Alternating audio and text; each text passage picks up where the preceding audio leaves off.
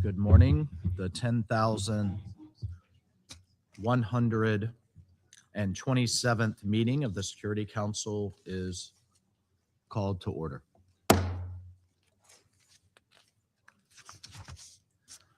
The provisional agenda for this meeting is the situation in the Middle East. The agenda is adopted. In accordance with Rule 37 of the Council's Provisional Rules of Procedure, I invite the representatives of Indonesia, Israel, Lebanon, and Poland to participate in this meeting. It is so decided.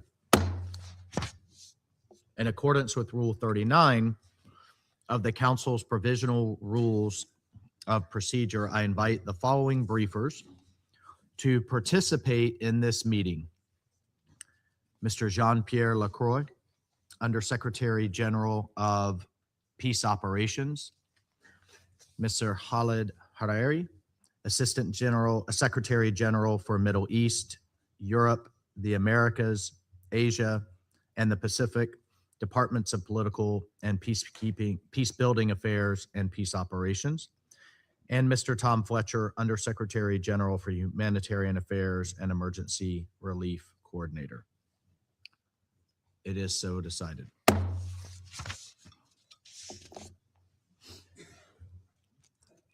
The Security Council will now begin its consideration of item 2 of the agenda.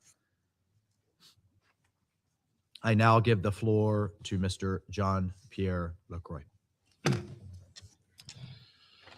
Mr. President, members of the Security Council, the situation has dangerously deteriorated with the ongoing escalation between Hezbollah and Israel across the Blue Line and beyond. Ongoing ground advances by the Israel Defense Forces extending up to 11 kilometers amidst fierce clashes with Hezbollah and unprecedented levels of airborne exchanges. The Israel Defense Forces are in control of substantial areas immediately north of the Blue Line. The civilian suffering from the hostilities continues to mount. UNIFIL, on the ground carrying out its mission given by this council, has now also suffered fatalities.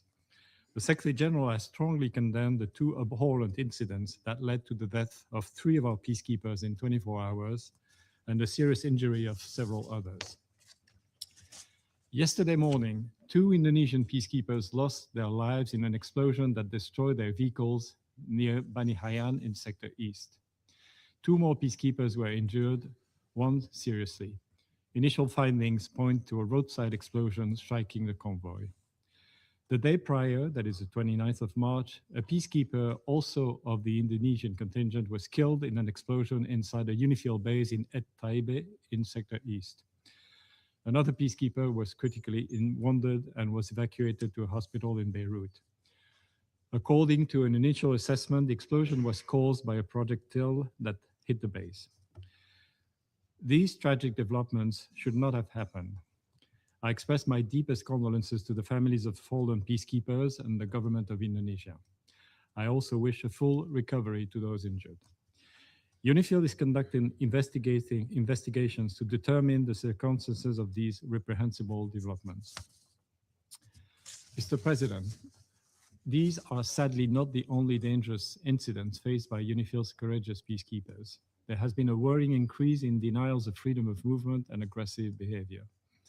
On the 20th of March, the Israel Defense Forces at a newly established checkpoint on a coastal road 4 kilometers north of UNIFIL Nakura headquarters fired warning shots at the UNIFIL patrol. The rear UNIFIL vehicle was impacted by 1 round. On the patrol's return, an Israel Defense Forces tank at the same checkpoint fired a main armament round, which impacted 15 meters from the UNIFIL vehicle, causing a puncture. On the 30th of March, a UNIFIL patrol near Dair Kanun and Nar in Sector West was subjected to a heavy small arms fire from a group of approximately 20 individuals blocking the road. An explosion next to the patrol vehicles was also reported. The patrol returned fire and disengaged, returning to Nakura headquarters. Thankfully, these attacks did not lead to injuries. We say it clearly, and has been a need to say it far too often. Peacekeepers must never be a target. All acts that endanger the peacekeepers must immediately stop. All actors must adhere to their obligations to ensure the safety and security of the peacekeepers at all times. The inviolability of the United Nations installations must be respected. I wish to acknowledge and applaud the extraordinary commitment and courage of the women and men of UNIFIL implementing Security Council mandate tasks in these extremely dangerous conditions as far as the security circumstances allow. And I express my deepest gratitude to them. Mr. President, since Hezbollah on the 2nd of March claimed an attack on Israel, the group has conducted daily strikes, including with rockets, missiles, and drones at targets in Israel and the occupied Syrian Golan. UNIFIL continues to report hundreds of launches from the mission's area of operations, which demonstrates the presence of unauthorized armed personnel, assets, and weapons south of the Litani River in clear violation of Resolution 1701. As reported earlier, the Israel Defense Forces have issued displacement orders for the entire UNIFIL area of operations and can continue to conduct intensified daily strikes, also in violation of Resolution 1701. Politicians in Israel now openly speak of the intention of an extended so-called security or buffer zone with the destruction of villages along the Blue Line and several bridges across the Litani River. In the last week only, thousands of trajectories were observed in both directions, as well as attacks by fighter aircraft and unmanned aerial vehicles. The Israel Defense Forces are advancing deeper into Lebanon, and clashes have been observed, including in very close proximity to UNIFIL headquarters in Nakura, which has been the subject of multiple impacts. The Lebanese armed forces, despite staying out of the conflict, have suffered casualties. On Monday, one Lebanese armed forces soldier was killed and several others injured at the checkpoint on the road between Nakura and Teya. Mr. President, faced with immense pressure, including intensified exchanges of fire, direct attacks, obstructions of movement, and resupply, UNIFIL continuously reassesses the force's posture to mitigate risks, strengthening force protection, reducing footprint, and adjusting operational activities.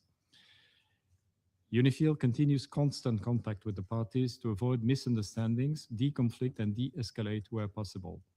UNIFIL's current focus includes ensuring safety of its personnel and helping facilitate humanitarian access to affected communities in the area.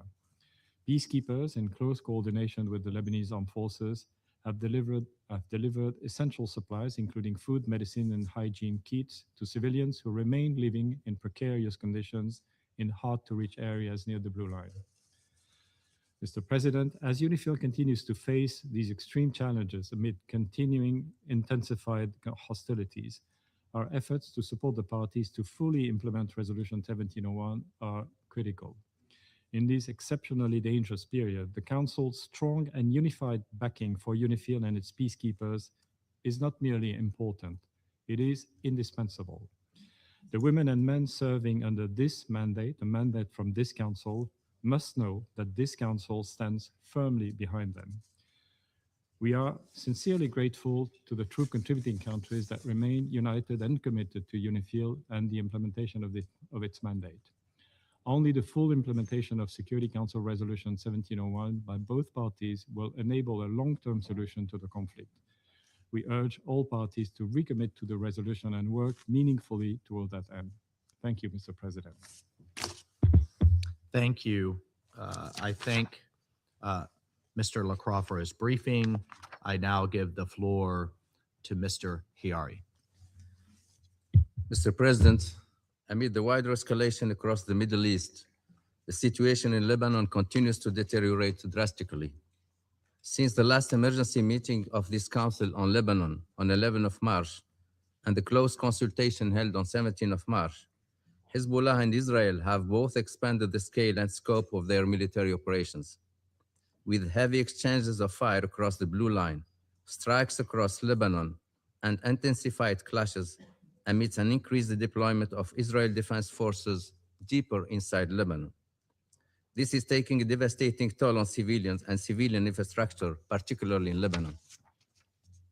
As of 30 March, the Lebanese authorities report that over 1,240 people have been killed and 3,680 wounded. Over 1.1 million people have been displaced. The World Health Organization has also documented numerous attacks on healthcare since early March, resulting in deaths and injuries among medical personnel. The Undersecretary General for Humanitarian Affairs and Emergency Relief Coordinator will provide further details. Schools have been heavily affected, and 3 journalists were reportedly killed in a recent strike. Several bridges over the Litani River have been destroyed, which the IDF alleges were used by Hezbollah for transporting weapons and fighters. In northern Israel, fatalities, destruction, displacement, and widespread panic have returned. Mr. President, on 29 of March, Israeli Prime Minister Netanyahu announced, quote, the expansion of the security buffer zone in order to permanently neutralize the threat of invasion and to push anti-tank missiles far away from northern Israel, end quote. This follows the 24th March announcement by Israel Defense Minister Katz declaring Israel's intention to control a so-called security zone in southern Lebanon up to the Litani River until the threat of Hezbollah is removed. The Lebanese government has repeatedly condemned Israel's continued violations of Lebanese sovereignty and territorial integrity. President Aoun has reaffirmed Lebanon's readiness to engage in direct negotiations with Israel under international auspices. While the Lebanese government has taken commendable steps to address non-state arms, 2 things are true at once. The government needs time and space, not under fire, to implement its decisions. And more assertive actions, extending beyond the military realm, are needed to bring a state monopoly on arms into being. But Hezbollah not only blatantly rejects the decisions by the Lebanese government, but also actively defies them. As well as rejecting the government decision to outlaw its activities, Hezbollah has made its capacity to undermine civil coexistence abundantly clear. This is a dangerous rhetoric when civil tensions are on the rise in Lebanon. Nonetheless, Lebanese authorities have asserted that while they are not calling for a confrontation with Hezbollah, they intend to persevere with either their plans to extend state authority across the country and have urged the group to respect government decisions. Mr. President, the United Nations continue to call on all sides to avail themselves of diplomatic channels, stop the hostilities, and recommit to the full implementation of Resolution 1701. The United Nations has been exercising its good offices at all levels, including through the Special Coordinator for Lebanon, calling for de-escalation, respect for international law, protection of civilians, and an immediate cessation of hostilities. Mr. President, there is no military solution. Only diplomacy, dialogue, and the full implementation of the UN Charter and Security Council resolutions can lead to a sustainable peace for all. This is a pathway to spare communities on both sides of the blue line more needless suffering. Thank you. I thank Mr. Harari for his statement. I now give the floor to Mr. Tom Fletcher. Thank you, Mr. President, Ambassadors, Excellencies. I appreciate the opportunity to brief the Council from Beirut, where I arrived last night to find anxiety, tension, and despondency at levels I have not witnessed in many years working in and on Lebanon. The gravity of this moment, as described by my colleagues, was of course forefront in my meetings today with President Aoun and Prime Minister Nawaf Salam, and I will discuss the moment further with Speaker Berry tomorrow. I've heard again in my meetings the courageous call for dialogue with Israel for implementation of UNSCR 1701 and for full state authority over arms. Yet even now, the sounds of the airstrikes in the Beirut suburbs not far from here can be heard, and the hum of drones has been constant. As you heard from USG Lacroix and ASG Khari, today's discussion is therefore urgent. The situation on both sides of the blue line demands not only the Council's closest attention, but also your collective action to avert an even worse crisis. I join my colleagues in mourning the recent deaths of 3 UN peacekeepers. Since I last briefed you on the 11th of March, the humanitarian consequences of the latest regional escalation have grown even more acute across Lebanon. Over the past 4 weeks, more than 1,240 people have been killed, including 87 women and 124 children. Some 52 first responders are among those killed, and another 3,500 people have been injured. Hostilities continue across southern Lebanon, across Beirut's southern suburbs, the Dahieh, and parts of the Bekaa. Hundreds of thousands of civilians remain in harm's way, especially with military advances flattening entire villages. Meanwhile, rockets continue to be fired indiscriminately by Hezbollah over the blue line into northern Israel, causing harm and fear among civilians there. In Lebanon, more than 1.1 million people have been displaced over the past 4 weeks, including more than 370,000 children. Over 200,000 people have crossed into Syria in the past month. A cycle of coercive displacement is unfolding. Displacement on this scale, of course, heightens exposure to additional dangers, particularly for women and girls living in overcrowded and unfamiliar settings. I saw the impact of that myself this morning. Lebanese and Syrian families I spoke to talked of deep uncertainty, their resilience stretched thin, growing frustration at being unable to return home safely. Many Lebanese families described fleeing fighting in 2024, only to do so again in 2026. I met Syrians displaced many times since 2013, recounting their latest upheaval. People told me consistently that displacement is not a solution, but a painful last resort for them, a temporary way to preserve their dignity while they wait for conditions that allow them to go back to their villages and neighborhoods. Above all, they asked us not to reduce their suffering to numbers. They want their lives, their losses, and their hopes to be seen and to be heard. Mr. President, even before this latest violence, tens of thousands remain displaced, and entire communities were surviving with only partial access to healthcare, water, electricity, education. The current escalation is compounding a situation that is already critical. 51 primary healthcare centers and 4 hospitals are currently closed due to hostilities, with others damaged or operating at reduced capacity. Schools and public universities are being used as shelters, leaving thousands of children without access to learning. 6 of the 8 bridges south of the Litani River have now been destroyed, and more vital infrastructure is under attack. Essential access routes have been damaged. Growing constraints hinder civilians' ability to move to safety and humanitarian partners' ability to reach those most in need. Entire communities are becoming increasingly isolated. International humanitarian law is clear.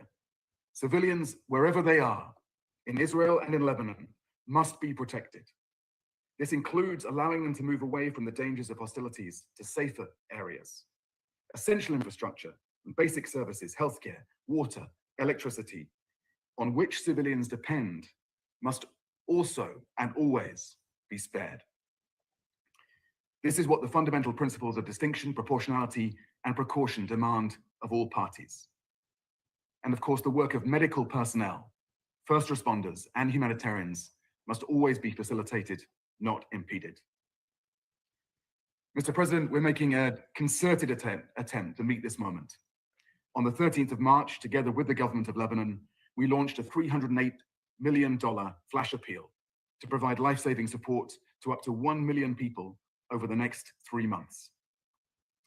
Thanks to all the donors who have responded so far with support, especially in such a difficult moment for global funding. We've received $94 million so far, including a third of that from OCHA, and the appeal continues, rallying funds for life-saving support, even as so much more is still needed. In the last 4 weeks, we've scaled up our humanitarian operations, delivering 2.8 million hot and cold meals to help ensure adequate sustenance. I saw myself this morning 3,000 of those meals ready for distribution. Non-food support has also grown to keep pace with large populations on the move. More than 122,000 thermal blankets, 99,000 mattresses, nearly 50,000 sleeping mats have been provided. 58,000 hygiene kits, 26,000 menstrual hygiene kits have also been distributed. Humanitarian partners have delivered more than 875,000 litres of bottled drinking water, 15,000 cubic meters of trucked water. Fuel has been supplied to sustain water services for 412,000 people. Mr. President, in my short time back in Lebanon, the message from communities here is painfully clear. They want safety, they want dignity, they want this to stop. They want to escape this cycle of crises. And they look to members of this council to heed these calls. We have often said that we cannot let Lebanon fail. Now is a real test of that promise. Lebanon is often said to be at breaking point, yet so often finds the resilience somehow to pull through. Now it is once again at breaking point. So I have three messages for the Lebanese people. First, continue to respond with generosity to your fellow Lebanese. You are the humanitarian front lines right now. I know that you will meet this moment. Second, retain a commitment to national identity. You must rise above the forces that seek to divide you.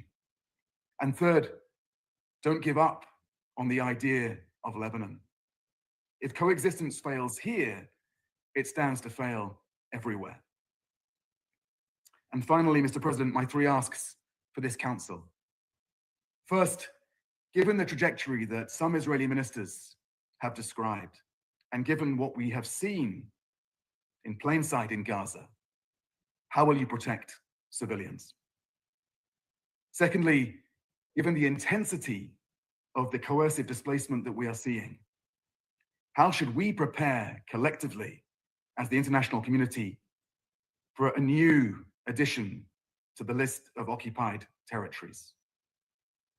And thirdly, given the political tension here in Lebanon and the fragility of political structures, how should we prepare for the potential terror of a fresh round of internal targeting and political strife? These questions are daunting. They are not easy. They are challenging, but they are precisely the kind of questions that the Security Council and the United Nations must confront if we too are to meet this moment. Thank you, Mr. President. I thank Mr. Fletcher for his statement.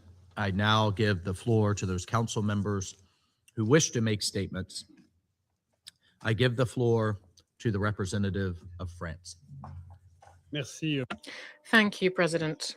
President, with Indonesia, France called for the holding of this emergency meeting following the heinous, unacceptable and unjustifiable attacks that the UNIFIL Blue Helmets have suffered in recent days. These attacks are the latest in a series of attacks and similar incidents observed in recent months that France strongly condemned on many occasions.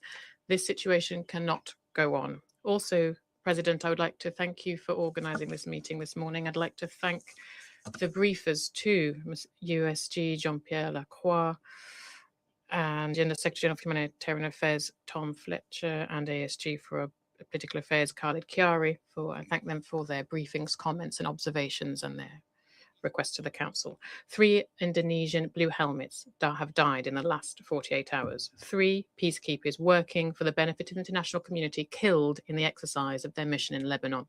France would like to pay tribute to them and express to the families of the victims, to Indonesia as well, its deepest solidarity and its most sincere condolences.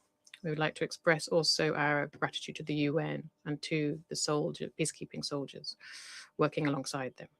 We wish a swift recovery to injured personnel, and we commend the courage, professionalism and commitment of all UN personnel in South Lebanon and around the world. France reaffirms its support for the UNIFIL mandate, which it must be allowed to carry out in full without hindrance until the end that is set forth in Resolution 2790. Grave incidents have also been committed by Israel against the French contingent in Nakura, and particularly against the head of the military of the force. Israeli soldiers have shown an aggressive attitude, carried out intimidation, and attacked the security of personnel of the French contingent at a time when deconfliction procedures had been duly respected. France condemns in strongest terms these direct threats to personnel working with within UNIFIL. We share this information with the Israeli authorities, and light should be shed on what happened without delay. This council cannot settle for condemning, it must act so that these kind of acts do not happen again. The protection of blue helmets is an obligation under international law incumbent on all, and this was reminded to us by our briefers, and we expect that Israel provide concrete and immediate guarantees. Deconflicting procedures exist and must be respected by all parties without exception. Every day, UNIFIL blue helmets face risks of shooting, mines, IEDs, while they are working to implement the mandate bestowed upon them. These acts are unacceptable and unjustifiable. France appeals once again to Israel and Hezbollah to respect the safety of blue helmets. Anyone who puts UN staff at risk should be accountable before this council and the entire international community. President, these deaths cannot be looked at separately from the intensification of the war in Lebanon. Civilians are paying an unbearable price. In Lebanon, more than 1,200 people have been killed and 3,500 injured in less than a month, including children, healthcare workers, and journalists. A quarter of Lebanese people are displaced in very difficult conditions, despite the goodwill and the proactive nature of the Lebanese authorities, with the resolute support of the international community, including France. In Israel, their population are forced to seek refuge several times a day in shelters, sometimes in less than 15 seconds. The path out of war is a well-known one. It's the full implementation of Resolution 1701 and the return to the ceasefire from November 2024 with the support of the US-French surveillance mechanism stemming from it. This, on the one hand, requires that Israel renounce any large-scale land intervention and also all occupation of Lebanese territory, which would only put the prospect of lasting peace further away. This requires, on the other hand, the other side, that Hezbollah puts an end to these attacks and hands over its weapons to the Lebanese state in line with the decision bravely taken by the Lebanese government on the 2nd of March. Hezbollah must stop taking the Lebanese people hostage to benefit a war waged by Iran against Israel, a war that we condemn in absolute terms. Iran must also follow the decisions sovereignly taken by the Lebanese authorities, including that to demand the departure of the Iranian ambassador to Lebanon from the 29th of March.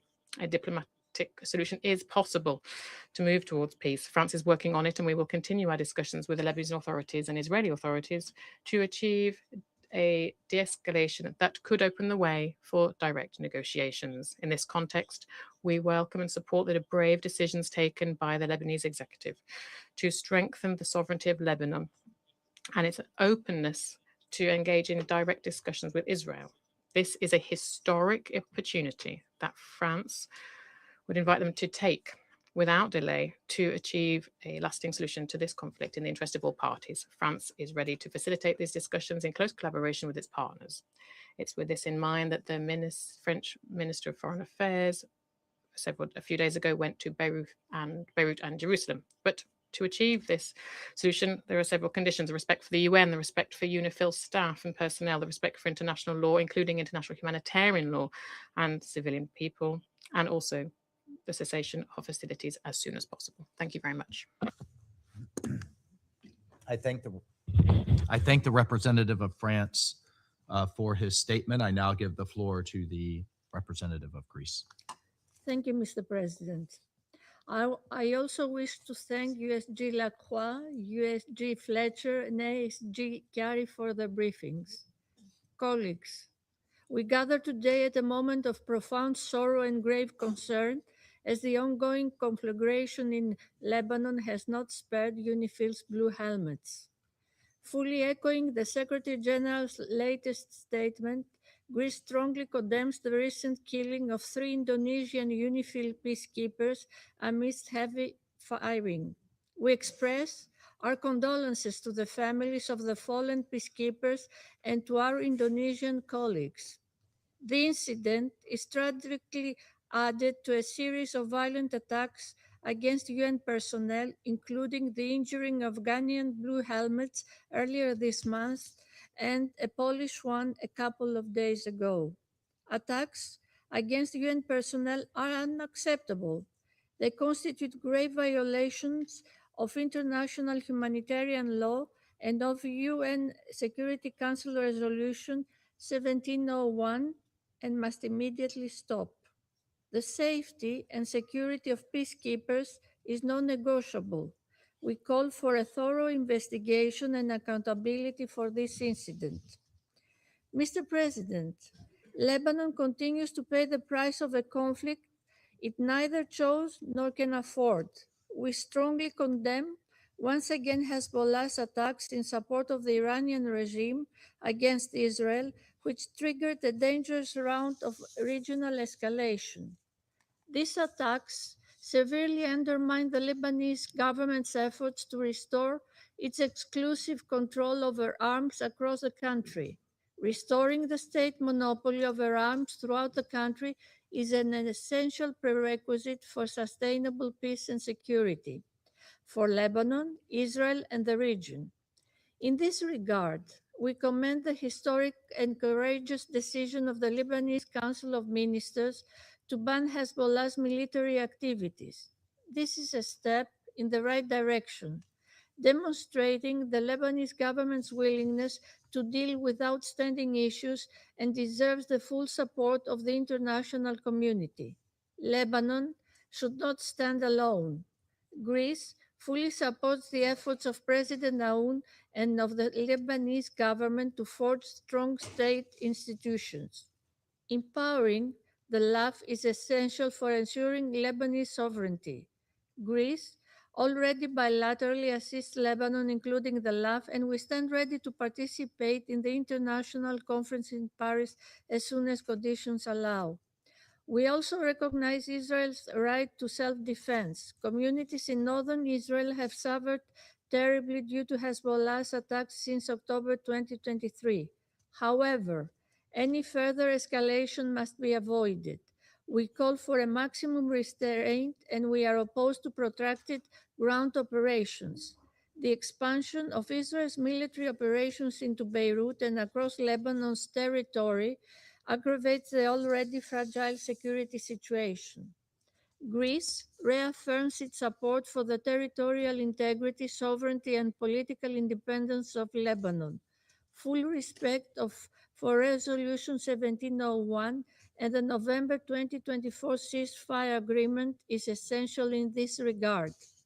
Mr. President, civilians are bearing the heaviest burden of this crisis. More than 1 million people have been displaced, many lives have perished, and thousands have been severely injured. The risk of broader regional destabilization, including of additional refugee flows, is growing. Civilian infrastructure, including airports, ports, and bridges across the country, do not constitute legitimate targets. Journalists, humanitarian, and health care workers must be protected at all times and in all circumstances. We also express our condolences to the families of the victims and our solidarity to those impacted by this war. International humanitarian law must be upheld by all parties, everywhere and at all times. Standing in full solidarity with the Lebanese people, Greece immediately responded to OCHA's flash appeal, allocating a substantial financial contribution. We are also finalizing our contribution to strengthening Lebanon's health sector. At the same time, the tireless efforts of humanitarian actors on the ground, including UN agencies in UNRWA, cannot be overlooked. Their work under extremely difficult and dangerous conditions is indispensable as it is commendable.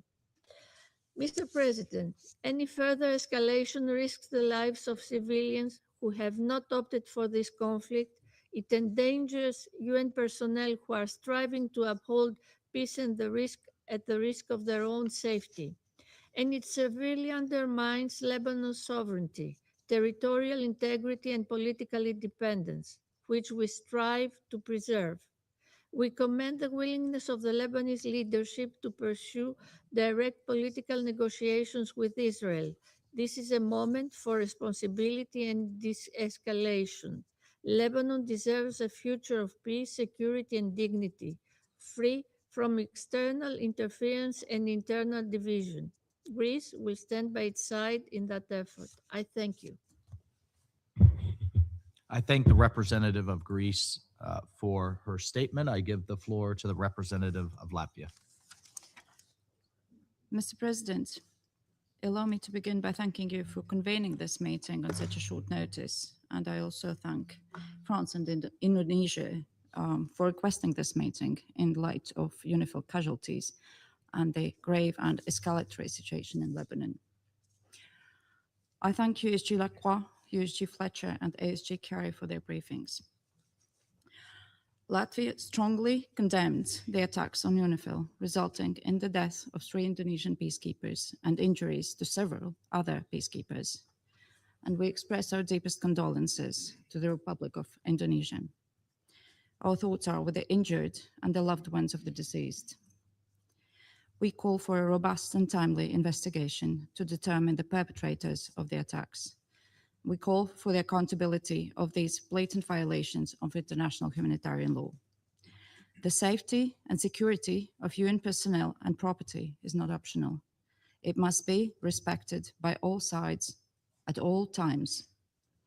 Deliberate attacks on peacekeepers are grave violations of international humanitarian law and may constitute war crimes. We call upon all members of this Council to continue stressing the crucial importance of upholding commitments agreed in Security Council Resolutions 2518 and 2730. We commend the exceptional service of UNIFIL as it continues to implement its mandate under Resolution 1701 and providing assistance to the local population even in the direst of circumstances. All essential personnel, including those from my own country, are still on duty in the midst of hostilities. The threats to safety and security of UNIFIL peacekeepers have clearly reached a threshold which demands further reflection by the UN and the mission's leadership on how to prevent further casualties while continuing to implement its mandate. The latest incidents demonstrate the current military escalation in Lebanon has serious consequences for all: the civilian populations, the humanitarian personnel, and for UN peacekeepers. Even clearly recognizable UN peacekeepers become targets when the principles of distinction, proportionality, and precaution are discarded. The ongoing conflict undermines the stability in the region and the global security. We express concern about the humanitarian crisis caused by mass displacement in Lebanon and inflow into Syria. Over 1 million people forcibly displaced, of which 370,000 are children. 3,700 injured, over 1,200 deaths. Hezbollah has dragged the people of Lebanon into a war they have no part in. Iran must stop enabling Hezbollah's military activities and armed hostilities. Hezbollah must immediately stop all aggressive actions against Israel and disarm. The Lebanese government has clearly taken a stand against the malign influence of Hezbollah and Iran in their country. We commend the Lebanese government's decision of 2nd of March to declare all Hezbollah military and security activities illegal in the whole territory of Lebanon. We also welcome the political commitment of the Lebanese government to extend its authorities throughout the country and the implementation of the disarmament plan. Continued international support in these efforts remains essential. We call upon Israel to abstain from attacks against civilian infrastructure and heavily populated areas, and to respect the Lebanese sovereignty and territorial integrity. All parties must respect international law, including international humanitarian law, and ensure the protection of civilians and civilian infrastructure. Mr. President, the hostilities around the Blue Line continue to escalate, claiming the lives of civilians and UNIFIL peacekeepers with increasing frequency. International humanitarian law is being ignored. We call on all parties to the conflict to fully respect the Security Council Resolution 1701, de-escalate and work towards peace. For generations, the Lebanese people have suffered from armed conflict. Lebanon yet again finds itself on the brink. And we continue to stand by Lebanon and its people. I thank you. I thank the representative of Latvia for her statement. I give the floor to the representative of Pakistan. Thank you, Mr. President. I thank USG Lacroix, USG Fletcher, and ASG Khalid Kyari for the briefings that shed light on various dimensions of this situation. Pakistan condemns in the strongest possible terms the killing of 3 Indonesian peacekeepers serving under the United Nations interim force in Lebanon in separate attacks. This tragic and deeply disturbing incident strikes at the very heart of international law, UN peacekeeping, and the international community's collective commitment to the maintenance of international peace and security. But we know that these are not isolated incidents, but part of a disturbing pattern of attacks on UNIFIL. As USG Lacroix also noted, UNIFIL has been subjected to a persistent aggressive behavior and restrictions on freedom of oppression. The Council must not allow such violence against peacekeepers to become normalized. These missions are mandated by the Security Council, and their protection is the Council's foremost responsibility. As one of the largest troop contributing countries, Pakistan, having lost 182 peacekeepers in the line of duty, we share this profound sense of loss.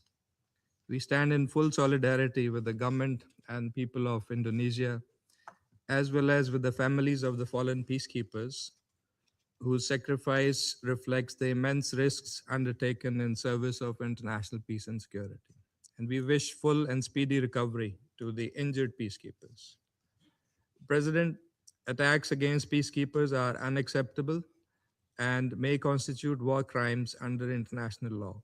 UN personnel are impartial agents of peace. Targeting them is a grave violation that undermines international humanitarian law. The failure to ensure the safety of UN personnel undermines the credibility of this Council of peacekeeping, international law, and the collective commitment of the international community to maintain peace and protect civilians.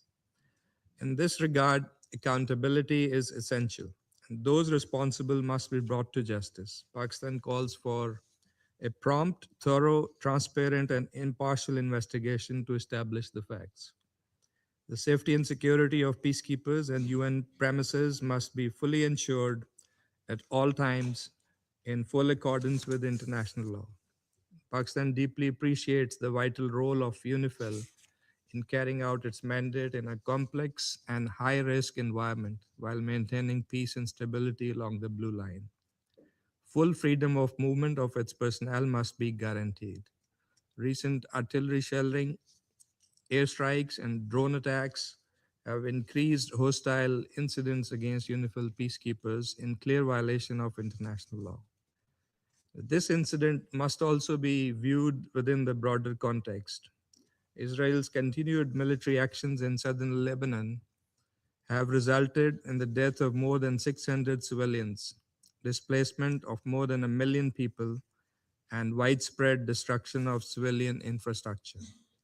Ongoing fighting and hostilities are further exacerbating the humanitarian situation and heightening risks to both civilians and peacekeepers. These developments are undermining the Lebanese government's bold steps, policy decisions, and serious commitment to peace and stability. We must not allow this. The Council must extend its full support to Lebanon. We urge all parties to adhere to their obligations under Security Council Resolution 1701 and the Cessation of Hostilities Agreement of November 2024. Full compliance with these commitments is essential to prevent further escalation and to restore stability in the region. In this context, we also call for full respect for sovereignty and territorial integrity of Lebanon. And Pakistan stands firmly with the government and people of Lebanon. President, in the light of the evolving and deeply concerning situation in the region, we stress that further escalation must be avoided at all costs. We call on all parties to exercise maximum restraint. The ultimate objective must be urgent de-escalation, restraint, and a complete cessation of all hostilities and a peaceful resolution of all issues to prevent further deterioration of the regional security environment. This council, we believe, must fully espouse and advance that objective. I thank you. I thank the representative of Pakistan for his statement. I give the floor to the representative of Denmark. Thank you, Mr. President. And let me also thank Undersecretary Lacroix, Undersecretary Fletcher, and Assistant Secretary General Khiari for their informative and alarming briefings. We also thank France and Indonesia for calling this urgent meeting, which we agree is both necessary and timely. Recent days' events illustrate how fragile and dangerous the situation in Lebanon has become, and how crucial it is to prevent further escalation for the civilians of Lebanon and Israel alike. Mr. President, we condemn in the strongest possible terms the attacks on UNIFIL, which in the past 2 days have caused the deaths of 3 peacekeepers and the serious injuries of others. We look forward to the results of UNIFIL's full and thorough investigation into these incidents. Peacekeepers are clearly protected under international humanitarian law, and any deliberate targeting against peacekeepers is unacceptable. Denmark extends its deepest condolences to the families of those killed, as well as to the government and people of Indonesia. We wish a speedy recovery for those injured. The brave women and men of UNIFIL serve under the UN flag in the pursuit of peace. They are the embodiment of multilateral solidarity and cooperation in action, and these incidents represent a direct attack on these principles. We commend UNIFIL for its continuous work despite the extremely challenging circumstances and stress our unwavering support for the mission. Mr. President, as we've said before, we strongly condemn Hezbollah's continued attacks against Israel, which has dragged Lebanon into yet another unwanted war and must stop immediately. Denmark is concerned about the significant humanitarian and civilian consequences of Israel's military operations in Lebanon and underlines that all military actions must be conducted with full respect for international humanitarian law, including the principles of proportionality, distinction, and precaution. The protection of civilians must be ensured, and unimpeded passage of humanitarian relief must be facilitated.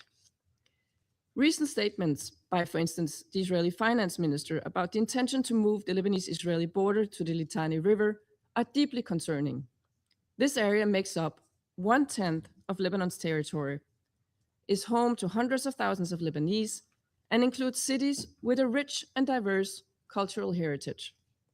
We strongly urge Israel to refrain from any large-scale ground invasion or long-term occupation of Lebanese territory that risk escalating the hostilities beyond control.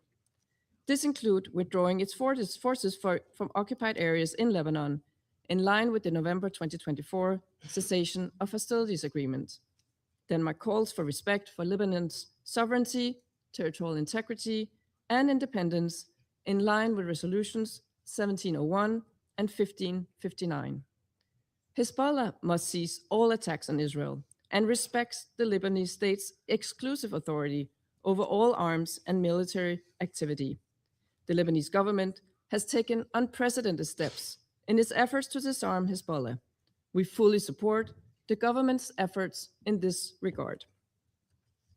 Mr. President, with reports of 1.1 million displaced in Lebanon, including over 350,000 children and more than 1,200 killed, including many civilians, the humanitarian situation is quickly reaching unmanageable levels.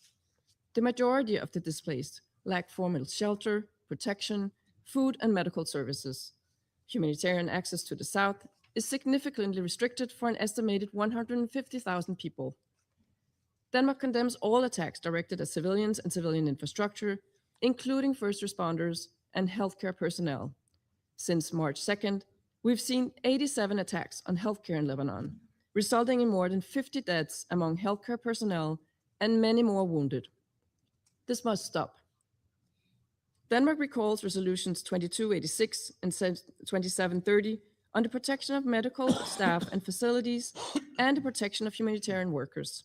We urge all parties to fully respect their obligations under international humanitarian law, uphold these resolutions, and ensure that all civilians, including medical staff and humanitarian workers, are protected and do not become the targets of attacks. Denmark also expresses our deep concern over the reported attacks on journalists and recall that civilians must be protected under international humanitarian law. Mr. President, in closing, as the situation in the region continues to escalate and the path to stability cannot be selective, but must be comprehensive. We must not allow developments in Lebanon to be overshadowed by other events. We must collectively and strongly insist on de-escalation. Around this table, we must do all within our power to this urgent end. I thank you. I thank the representative of Denmark for her statement. I give the floor to the representative of Somalia.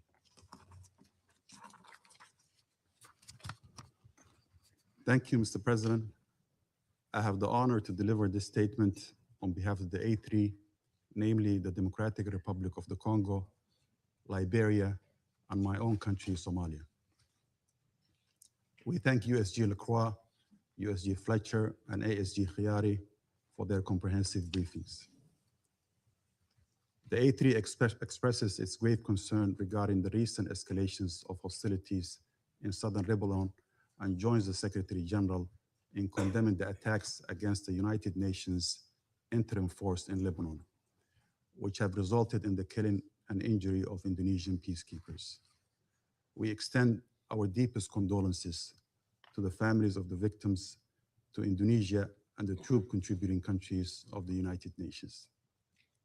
We pay tribute to all peacekeepers who risk their lives in the service of international peace and security. Targeting United Nations peacekeepers is unacceptable and constitutes a serious violation of international law and relevant Security Council resolutions, including Resolution 1701. The safety and security of United Nations personnel and premises are not negotiable and must be respected at all times. Under no circumstances should peacekeepers be subject to any hostile acts, and those responsible for these attacks must be held accountable.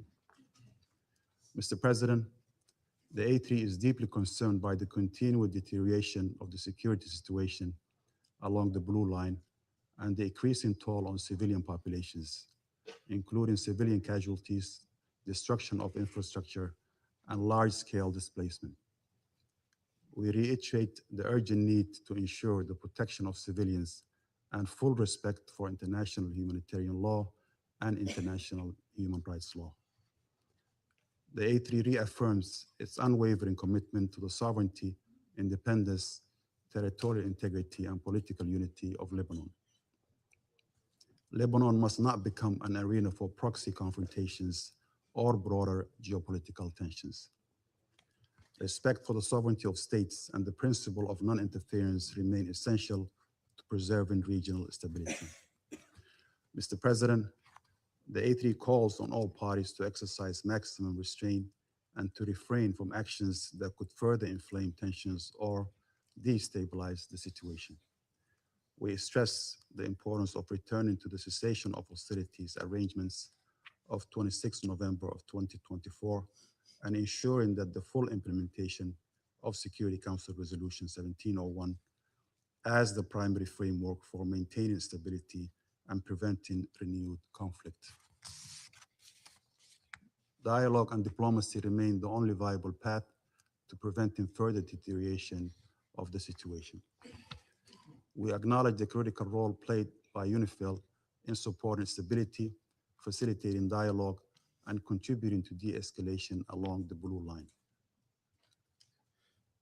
The mission remains an essential instrument for confidence building and conflict prevention. We reiterate our full support for UNIFIL and express appreciation to troop contributing countries for their continued commitment. We also emphasize the importance of continued support to the Lebanese state institutions, including the Lebanese armed forces, to enable them to effectively assume their responsibilities in maintaining security and stability throughout Lebanese territory. To conclude, Mr. President, the A3 stands in solidarity with the people of Lebanon and reiterates its support for all efforts aimed at preserving stability, preventing regional spillover, and achieving a comprehensive, just, and lasting peace in the Middle East in accordance with international law and the Charter of the United Nations. I thank you. I thank the representative of Somalia for his statement. I give the floor to the representative of Panama. Gracias, señor. Thank you, Mr. President. Panama thanks you for convening this informative meeting and also for the information shared by the briefers this morning. USG Jean-Pierre Lacroix, ASG Khaled Kiari, and USG Tom Fletcher in their informative briefings to the Council that show that the situation in Lebanon continues to deteriorate in an alarming manner. We recognize the presence of the representatives of Lebanon, Israel, Indonesia, and Poland, who grace us with their presence this morning. 20 days have gone by already since the last meeting of this council, and far from seeing a de-escalation, the situation in Lebanese territory, including continuous bombings and fighting, has got significantly worse, with an increase in humanitarian consequences. Panama reiterates its condemnation of Hezbollah for the attacks and the irresponsible actions that have unleashed the current spiral of violence. In line with the most recent information from the Office for the Coordination of Humanitarian Affairs, OCHA, since March 2nd, we have seen more than 3,900 incidents of hostilities, with at least 1,100 people killed, including tens of women and children, and more than 3,200 injured. More than 1 million people have been displaced, of which more than 136,000 are currently in collective shelters, while more than 189,000 have crossed to Syria. This shows the regional dimension of this crisis. Panama categorically rejects the attacks against the civilian population, as well as against civilian infrastructure, including health centers and medical personnel. And these continue to claim lives and to aggravate the suffering of the population. Mr. President, Panama condemns in the strongest terms the deaths of blue helmets from the United Nations Interim Force in Lebanon, UNIFIL, following the attacks that occurred recently, including the explosion of a projectile on a UNIFIL position in the south of Lebanon, as well as the serious injuries suffered by members of the contingent that reflects the deterioration of the security conditions on the ground. Panama expresses its most sincere condolences to the families of the blue helmets who lost their lives, in particular to the Indonesia contingent, as well as to the state that they belong to. And we extend our full solidarity to UNIFIL personnel. This tragic incident is yet another on the list of recent incidents, including the one where 3 blue helmets from the Ghana contingent were injured. And this shows a concerning pattern of growing risks for peacekeeping personnel and constitute grave violations of international law, including international humanitarian law of Resolution 1701 as well as of the fundamental norms that protect United Nations personnel and their inviolable character. It's essential for these occurrences to be investigated and for there to be accountability so that impunity does not provide cover for actions like this one in the present and in the future. As UNIFIL itself has stated, nobody should lose their life serving the cause of peace. Panama reaffirms its full support to the work of UNIFIL, whose presence remains essential to reduce tensions, to support the deployment of the Lebanese army, and to preserve the stability across the blue line.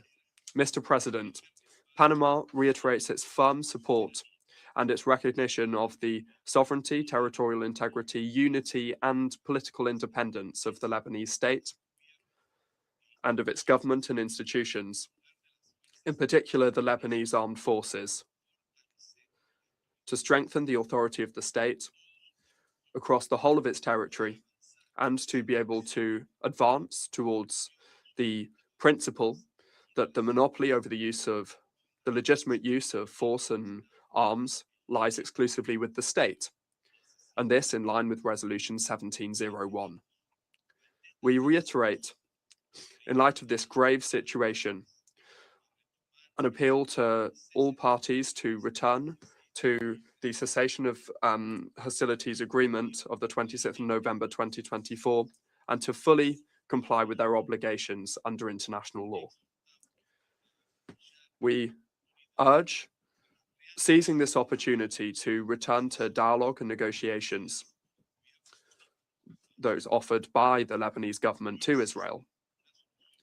There is no military solution to this crisis.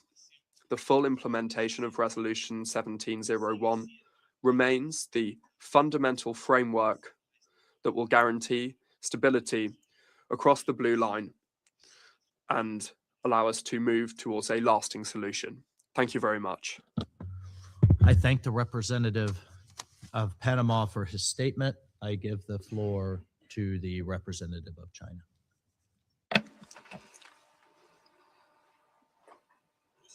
President, I thank USG Lacroix, USG Fletcher, and ASD Chiari for their briefings. And thank you for convening this emergency meeting at the request of France and Indonesia. I welcome the representative of Lebanon at today's meeting. Tensions in the Middle East are escalating and the spillover effects continue to spread. The rise and runs of the conflict in the Middle East are crystal clear. The pressing priority is to actively promote talks for peace, seize the opportunity for peace, and bring the conflict to an end. Since the situation between Lebanon and Israel escalated, hostilities have continued to intensify, resulting in severe casualties and destruction of infrastructure.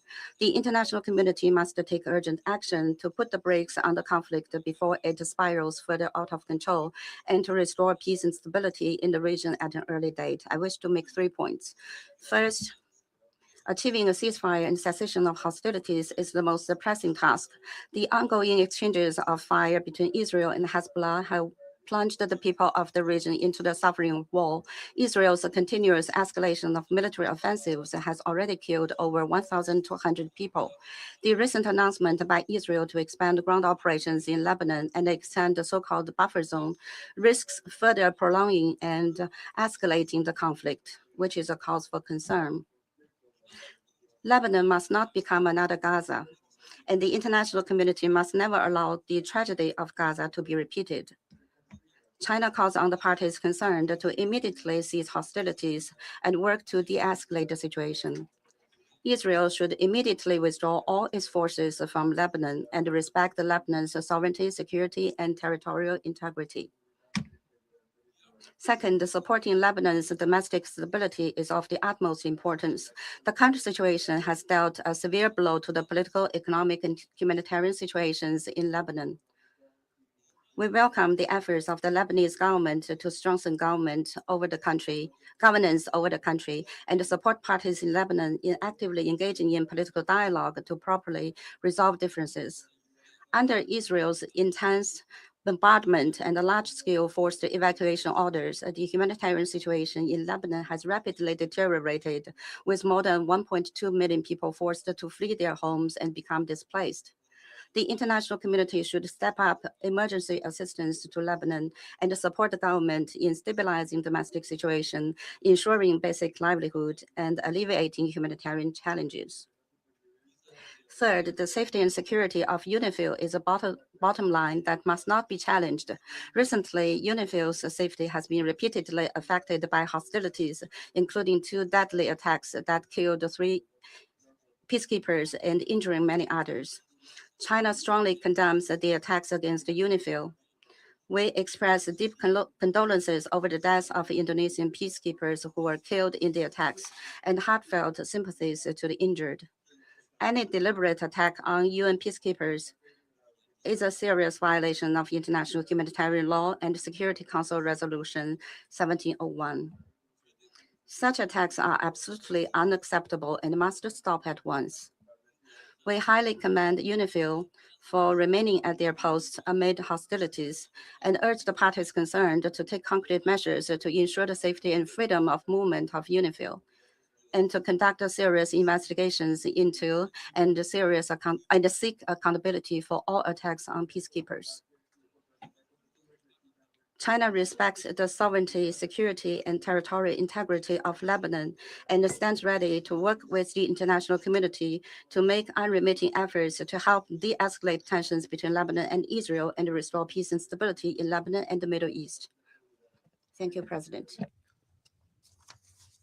I thank the representative of China for his statement. I give the floor to the representative of the Russian Federation. President, we are grateful to USG Jean-Pierre Lacroix and Tom Fletcher, and also ASG Khaled Hirari for their comprehensive briefings on the situation in Lebanon, which we are very concerning also.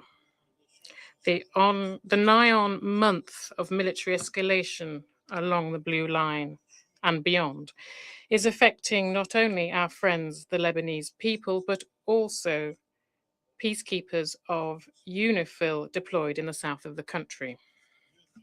A clear and at the same time tragic confirmation of this is the death of 3 UNIFIL personnel in the last 48 hours and the injuring of several others. We express our sincere condolences to the families of the victims, and we wish a swift recovery to the injured peacekeepers. From what we can ascertain, according to comments from the leadership of the UN and UNIFIL, the investigation into what happened in the south of Lebanon is ongoing. We trust that the UN Secretariat will soon receive comprehensive information on this, including on who carried out this flagrant attack. Russia decisively condemns all attacks on UNIFIL troops, whoever the perpetrator was. We support the calls of the UN Secretary General Antonio Guterres to parties to the conflict to comply with the norms of international law and guarantee the security of blue helmets. We strongly believe in the need for a swift ceasefire in the Lebanon-Israel border area. Otherwise, this heinous spike in violence in the south of Lebanon won't be the last fatal incident affecting UN staff. President, another dangerous trend in recent days has been the deliberate targeting by the IDF of the media, reporting on the ground in the area of the Lebanese-Israel clashes. According to information we've received on the 28th of March as a result of a strike from an Israeli drone in the region of the Jezin, a famous journalist from the television channel Al Manar was killed, Ali Shuyaib, and also his colleagues from Al Mayadin channel, Fatima and Mohammed Fatouni. Earlier on the 19th of March in the south of Lebanon, as a result of a missile attack by the Israeli Air Force, a camera crew from Russia Today were injured. The targeted strike was carried out directly close to where they were filming, where there were no military objects, which is clearly confirmed because the camera operator was able to film the detonation of the ammunition. We see this kind of action by Israel and its military to be a grave violation of international law and a deliberate hindrance to the work of the media. We demand a painstaking investigation into this incident by the Israeli authorities and for the perpetrators to be held accountable and for this kind of incident not to be allowed to happen again. President, we, like the majority of the people in this room, are very concerned about the intensification of hostilities of Israel in Lebanon, including daily exchange of fire and the consequences of this for both parties to the conflict, the destruction of critical civilian infrastructure.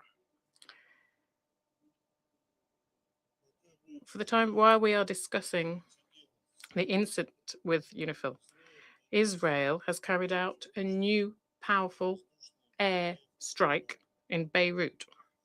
I'd like to recall once again that the root cause of this escalation in the Lebanese-Israel confrontation is the aggression of Washington and West Jerusalem against Iran, which was the tripwire for a broader destruction of the fragile stability in the Middle East. Unfortunately, many members of the Security Council are stubbornly silent about this and continue to try to place all responsibility exclusively on the Lebanese pushback, presenting it as the main culprit for the spike of violence along the Blue Line. At the same time, they stay quiet about the many violations of Israel's regime of the ceasefire over the last year and a half. This one-sided approach by a host of states, including those directly involved in the current vast regional war, clearly is not helping normalize the situation in the region. On the contrary, it is spurring on warring parties to escalate the conflict. As a result, we are seeing a rising civilian death toll and large-scale destruction of civilian infrastructure. In Lebanon alone, since the 2nd of March, as a result of IDF action, almost 1,500 people have died. The number of injured people is nearing 4,000, and more than 1 million Lebanese people have become IDPs. Israel's strikes on medicine facilities in Arab republics has become an everyday occurrence. Against this backdrop, we are hearing louder and louder militaristic rhetoric from Western Jerusalem, including orders from the Prime Minister Benjamin Netanyahu to expand the so-called buffer zone in south of Lebanon, illegally under control of the IDF. President, we reaffirm our commitment of our country to the sovereignty and territorial integrity of Lebanon. We call on the leadership of Israel to refrain from using purely military means to address their legitimate security concerns, to withdraw their army units from occupied territories, and to return to the path of diplomacy. A key benchmark for parties should remain to ensure that to fully honor their obligations under Security Council Resolution 1701 and other decisions of the Council, including those that provide the parameter for the activities of UNIFIL, which continue, despite threats to their security, they are remaining in their positions and paying with their lives to implement the UN mandate bestowed upon them to stabilize the region. Thank you. I thank the representative of the Russian Federation for his statement. I give the floor to the representative of Colombia. Señor Presidente. Mr. President, I thank the Presidency for organising this meeting and Mr. Jean-Pierre Lacroix, Under-Secretary General for Peace Operations, Mr. Khalid Khiari, Assistant Secretary General for Middle East, and Mr. Tom Fletcher, Under-Secretary General for Humanitarian Affairs and Emergency Relief Coordinator. Thank you all for your briefings. President, the official reports and recent information confirm an alarming deterioration of the security and humanitarian situation in Lebanon. In our last statement, my delegation warned that the situation required an urgent international response in order to avoid precisely the situation that we're facing today. Against this backdrop, Colombia reiterates its appeal to all parties to fully respect international law, including the provisions of the United Nations Charter, international humanitarian law, and relevant resolutions of the Security Council, in particular Resolution 1701. There can be no sustainable solution without respecting these frameworks. This is why it's essential to return to the peaceful means of settling disputes and putting an end to the use of force, including the illegal occupation of Lebanese territory by Israel. The humanitarian crisis that Lebanon is experiencing today is not unrelated to the omission and the systemic violation of these principles. My delegation therefore condemns the repeated attacks against civilian infrastructure, health facilities, and the forced displacement resulting from Israeli armed actions, and the land incursions that are contrary to the provisions of Resolution 1701. Colombia launches an appeal to put a halt to all actions that are incompatible with the obligation to protect civilians and to guarantee the required international support, including sufficient and sustainable financing to provide assistance on the ground and to mitigate the impact of the hostilities on the civilian population. My delegation also underscores that accountability must be guaranteed for those responsible, because it is only with justice that we can avoid a fresh outbreak of violence. At the same time, the security of the organization's personnel and the inviolability of its facilities must be guaranteed at all times by all parties. Colombia expresses its condolences to the victims and their families, as well as to the government of Indonesia, to them, to their families, and to all members of the organization, in particular staff serving on the ground. We thank all of them for their service to the cause of peace. Mr. President, Colombia reiterates its solidarity with the Lebanese people. Similarly, we underscore that the respect for sovereignty, political independence, and the territorial integrity of Lebanon are not negotiable. In this context, my delegation welcomes the decisions adopted by the Lebanese government over recent weeks with a view to containing the effects of the escalation of hostilities and to move to recover the legitimate monopoly over arms. At the same time, we launch an appeal to all parties to halt all actions that may block these efforts. Mr. President, the current situation in Lebanon is not happening in a vacuum. Addressing the humanitarian crisis without clarity over the causes that fuel it, or seeking an end to confrontations without taking into account the broader regional dynamics, is not only an incomplete approach, but is also an insufficient response given the grave time we are currently in. Colombia considers that the Council will hardly be able to fully carry out its responsibilities as long as it continues relying on partial and selective approaches to address a crisis of this magnitude. Thank you very much. I thank the representative of Colombia for her statement. I give the floor to the representative of Bahrain. السيد الرئيس. Mr. President, I would like to take this opportunity as we convene the Council's final meeting for the month of March to express our thanks to the Presidency of the United States of America for its efficient and capable management of the Council's work throughout this month. We also thank France for its swift response to the dangerous escalations in southern Lebanon and for requesting the convening of this meeting. We further appreciate the comprehensive briefings presented by Mr. Jean-Pierre Lacroix, USG for Peace Operations, Mr. Khaled Khayari, Assistant Secretary General for the Middle East and Asia, and USG Tom Fletcher, Under Secretary General for Humanitarian Affairs and Emergency Relief Coordinator. We thank them for their comprehensive briefings. We also welcome the participation of all permanent representatives in today's session. Mr. President, the Kingdom of Bahrain strongly condemns the attack targeting United Nations Interim Force in Lebanon, UNIFIL, which resulted in the killing of 3 of its personnel and the injury of 5 others.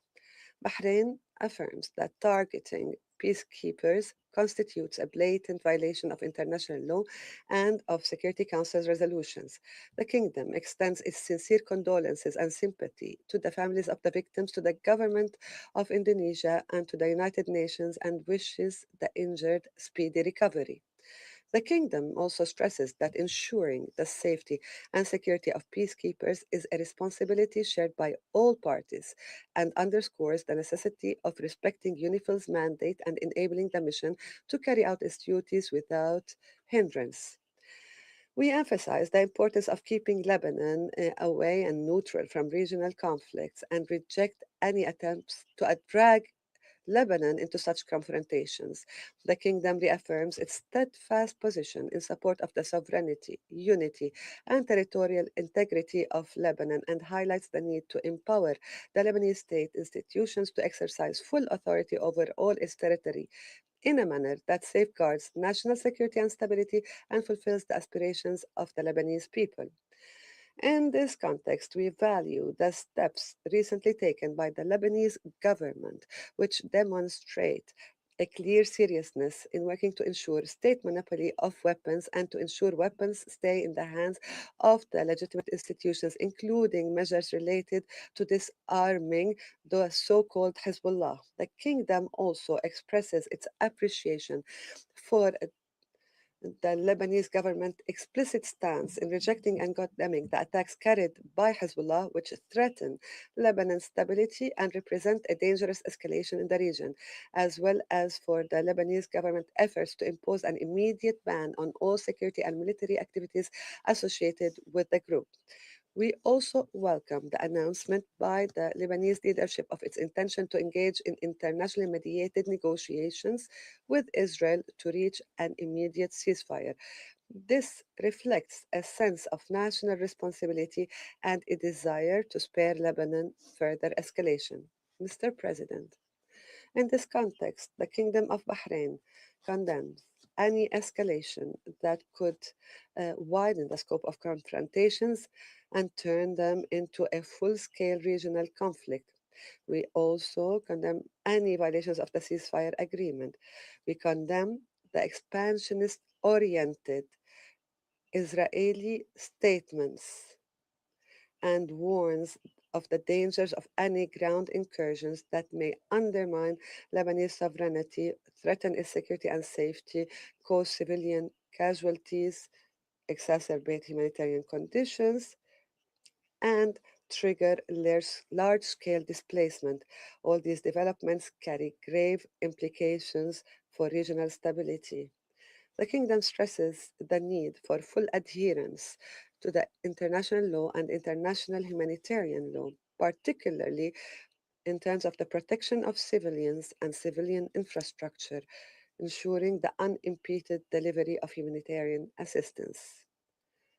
Mr. President, Bahrain affirms that supporting the Lebanese armed forces and the internal security forces, strengthening their capabilities remains a cornerstone for preserving Lebanon's stability and safeguarding its sovereignty and security. This requires intensified international efforts to provide the necessary support, enabling these institutions to perform their duties effectively, especially in southern Lebanon. In conclusion, the Kingdom of Bahrain reaffirms that preserving Lebanon's unity, stability, and sovereignty is a collective responsibility. It calls on all parties to abide by the relevant international resolutions, foremost among them Security Council Resolution 1701 of 2006, and to work urgently toward consolidating the ceasefire and preventing further escalation. Thank you. I thank the representative of Bahrain for her statement. I give the floor to the representative of the United Kingdom. Thank you, President. I thank USG Lacroix, ASG Chiari, and USG Fletcher for briefing us today. The United Kingdom strongly condemns the recent attacks on UNIFIL, including those which caused the deaths of 3 Indonesian peacekeepers and injured Polish peacekeepers. Our thoughts are with the families of the deceased and with the injured. Such attacks are unacceptable. We urge all parties to ensure the safety and security of UNIFIL personnel and premises in accordance with international law. I thank all peacekeepers serving in Lebanon for their dedication, bravery, and professionalism. Many of us here had the opportunity to meet them during our visit to Lebanon in December. President, the UK is clear in its condemnation of Hezbollah's decision to join Iran's attacks against Israel.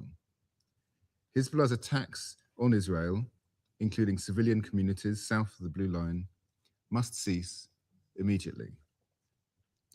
The actions of this proscribed terrorist group, at the instigation of the Iranian regime, are once again drawing the people of Lebanon into a conflict they do not want and which is not in their interests.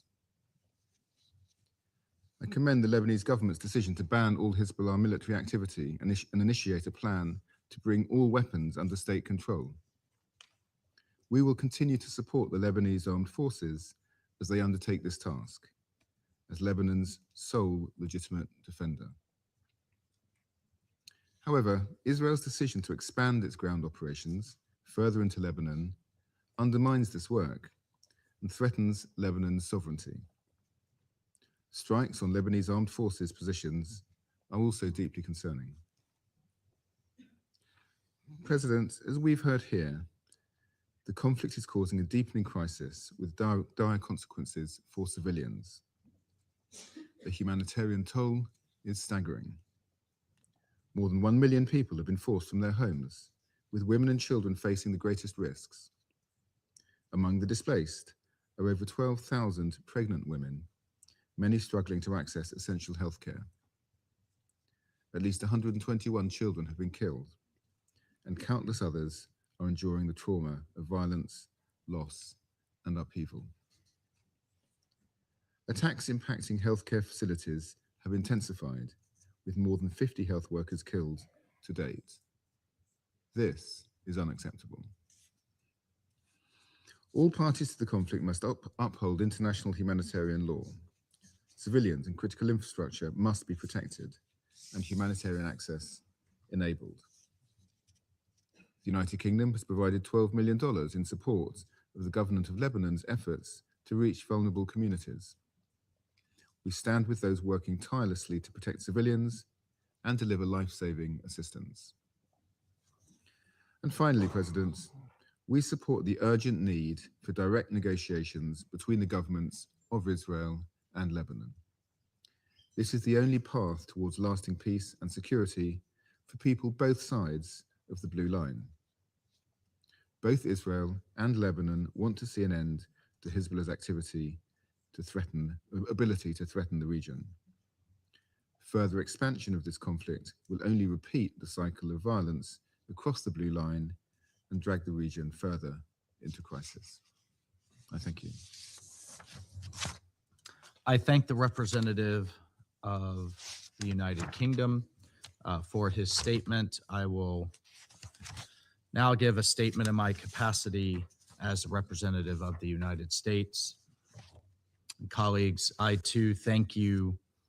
I thank our briefers for their thorough updates, and I thank France for convening this urgent meeting. We too mourn the loss of 3 Indonesian peacekeepers on March 29th and 30th, and we do extend our heartfelt condolences to their families, to their loved ones.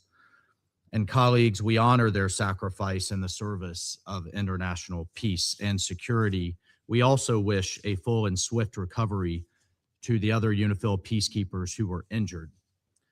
Colleagues, one of those that we mourn is Private First Class Ramadan. Just 28 years old, Private Ramadan was still at the dawn of his career. His company was due to return very soon to Indonesia, where the young husband and father would be reunited with his 2-year-old daughter, Shania. His last communication with his family was a simple red heart, an emoji. I've worked personally with many junior soldiers like him, and I think the Indonesian press got it right from everything that I've read about him when they called him a, quote, young warrior in training. But unfortunately, this young warrior died while keeping the peace. He was a young father, a young soldier, thousands of miles from home, who trusted that this council would deploy him where he would be most effective. Colleagues, peacekeepers endure exceptional dangers to prevent conflict and protect civilians. Their safety and security must be respected by all parties at all times. And that is why I ask this council and the watching world to pause and to reserve judgment until the United Nations can fully investigate and fully assess the circumstances of these tragic incidences, even as we share in the shock and sorrow of this loss. I say again, the media, the world watching, and this council should pause and allow the United Nations to fully investigate and assess the circumstances of these incidences. Again, on a personal note, as a soldier, now turned diplomat, that has commanded coalition troops, we all know the dangers that exist when we accept these missions.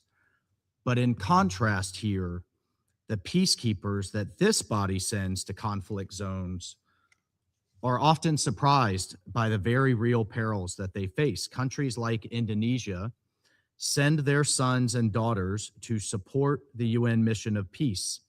They're not sending them to fight a war. This council owes them condolences, but we also owe them a wise approach to peacekeeping that recognizes that terrorists have no respect for this council. Terrorists have no respect for the norms of international law. Colleagues, we all recognize that the suffering in this region is immense and has gone on for far too long. Parents, children, and grandparents, whether Israeli or Lebanese, whether civilians or UN peacekeepers, they should not face the daily dangers caused by Iranian-backed terrorists who have long afflicted both Israel and Lebanon. The people in this region deserve a different future, one defined by security and economic opportunity and normal life, not by rockets, tunnels, and the constant threat of escalation and retaliation. We must support the government of Lebanon and the Lebanese armed forces as they exercise sovereignty. And we've heard a lot of talk about sovereignty today, but as they exercise sovereignty, the duly elected government of Lebanon over all of Lebanon's territory and beat back Hezbollah, a group that hides behind civilians while threatening their neighbors, a terrorist group that has a long history of hiding weapons, fighters, and caches of rockets in schools and hospitals and civilian homes. Hezbollah also has a long history of attacking peacekeepers and of firing on Israeli civilians from proximity of UNIFIL and peacekeeping positions, inviting retaliation for their own propaganda aims. Colleagues, since 1978, over 300 UNIFIL peacekeepers have been killed and this is in this mission. And this is why this council must think very carefully about the effectiveness of this effort.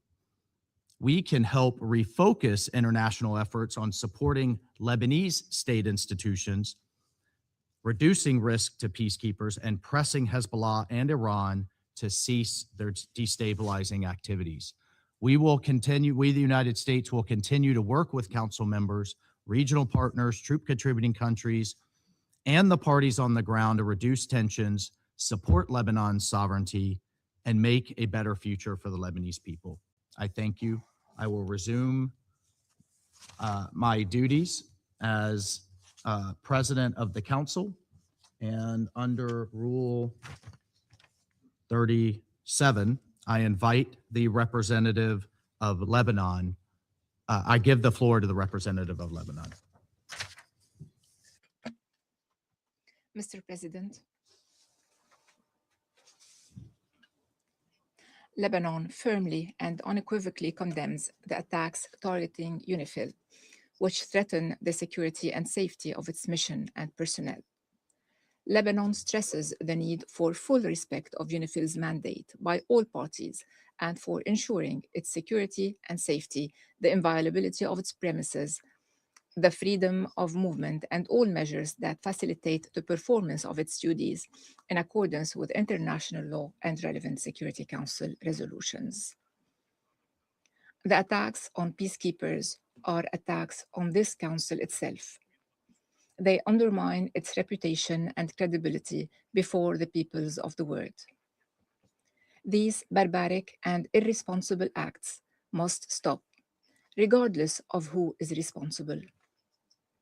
It is the legal and moral responsibility of this council to identify and hold accountable those responsible. It is worth noting that this force and the troop contributing countries have embodied the highest values of sacrifice, past and present. Who among us does not recall Israel's deliberate targeting of UNIFIL's headquarters in Qana in 1996? And its threats and demanding that UNIFIL leaves its area of operations in 2024. Today, we meet following the killing of 3 soldiers from the Indonesian battalion and the injury of others, one of whom is of Polish nationality, knowing that this was preceded by attacks on the Ghanaian and Nepalese battalions. Mr. President, on behalf of the government of Lebanon, I extend condolences to Indonesia, its government and its people, and the families of the soldiers. We wish a swift recovery to the injured and commend the sacrifices of the Indonesian battalion and all participating forces in contributing to security and stability in Lebanon. Today, we reaffirm Lebanon's commitment to UNIFIL more than ever. We emphasize the importance of preserving the unity of the contributing forces and ensuring their continued participation. We also reiterate our gratitude to the force commander and all the mission personnel. Mr. President, the price the Lebanese people are paying as a result of this conflict is heavy and exhausting. They, the Lebanese people, did not choose this war. It was imposed upon them. Israel has never respected the cessation of hostilities and has continued its violations of Lebanon's sovereignty and territorial integrity and its deliberate attacks on civilians and civilian infrastructure. Meanwhile, Hezbollah unilaterally decided to enter into a war at a time when the Lebanese government was open to dialogue that could have led to sustainable political solutions and provided a framework for addressing outstanding issues. Mr. President, the humanitarian catastrophe is escalating amid ongoing Israeli attacks, which to date have killed 1,247 Lebanese and injured 3,680, including children, women, paramedics, relief workers, and journalists, many in direct strikes that constitute a blatant violation of international law, international humanitarian law, and the Geneva Conventions. These attacks have displaced more than 1.2 million Lebanese from their towns and villages in a process of mass forced displacement. Israel continues to flatten towns and villages and to carry out large-scale incursions into Lebanese territory, accompanied by calls for establishing security belts and buffer zones, alongside serious threats to Lebanon's sovereignty and territorial integrity. These actions constitute clear violations of international law, of the UN Charter, and of the jurisprudence of the International Court of Justice. We recall here a letter we sent you yesterday regarding the statements by the Israeli Ministers of Defense and Finance announcing the Israeli army's intention to occupy southern Lebanon up to the Litani River and to consider the river as Israel's new border. We call upon this council to act immediately and to condemn these statements clearly and explicitly, and to take the necessary measures measures to compel Israel to halt its incursions and threats to Lebanon's territorial integrity and political independence, to withdraw its forces to internationally recognized borders, and to comply with the UN Charter and relevant international resolutions, including the Resolution 1701 and the cessation of hostilities. Mr. President, in the same vein, we strongly condemn the threats by the Iranian Revolutionary Guard to target American universities in the Middle East, which has forced the American University of Beirut and the Lebanese American University to evacuate their campuses and shift to remote teaching. We call on Iran, which repeatedly calls before this esteemed council to respect the sovereignty of states and non-interference in their internal affairs. We call on Iran to respect Lebanon's sovereignty and sovereign decisions and to cease interfering in its internal affairs. Mr. President, Lebanon and its people sought to rebuild the state and its institutions and to implement the required reforms. The government had indeed initiated this process alongside with extending the state's authority across the entire country and restricting weapons to legitimate state institutions. Recognizing that nations cannot live in isolation, the government chose to open up to its regional surroundings based on a principled approach that preserved rights and grounded in the belief that sustainable solutions cannot be achieved through force but through peaceful means.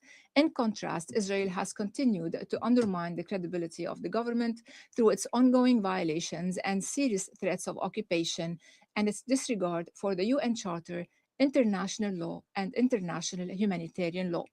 The question that begs to be asked today is, did Israel achieve security after its occupation of Lebanon in 1978?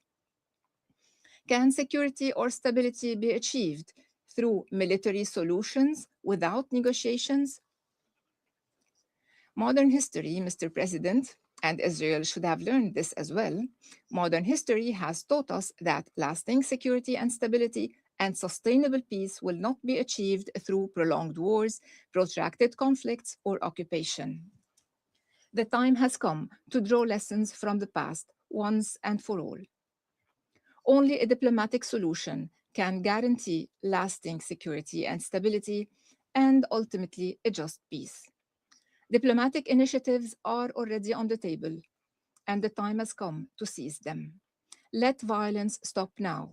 This is your responsibility and your duty.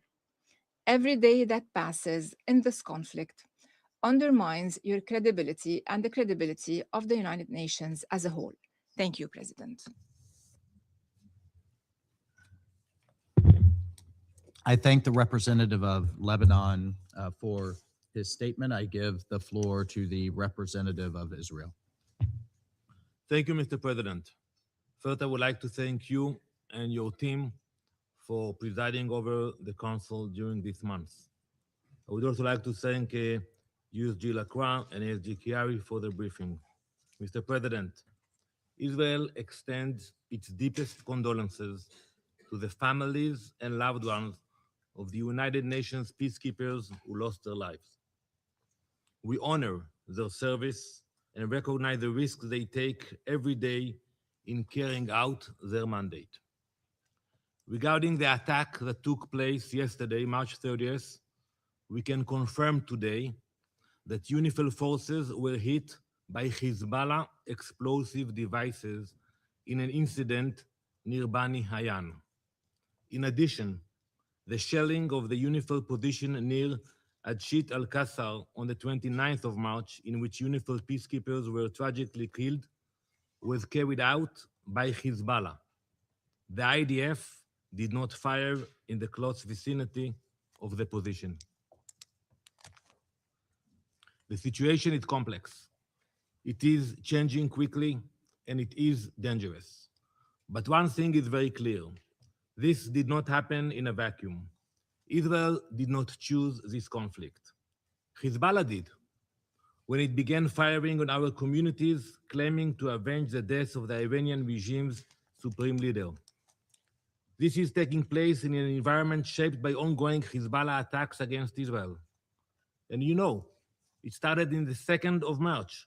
Hezbollah has carried out coordinated attacks against Israeli civilians acting at the direction of Tehran. More than 5,000 rockets, missiles, and drones have been fired at our people. Many of these attacks have been launched from areas south of the Litani River. You know the consequences. People have to hide, go to shelters. Same communities that had to displace over 18 months are doing it again.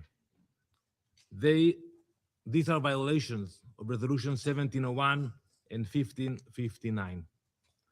Hezbollah is deeply embedded across southern Lebanon. It operates from villages, it launches attacks from civilian areas, it positions itself close to UNIFIL forces. This is not by accident. It's a deliberate strategy. They choose where to put the launchers.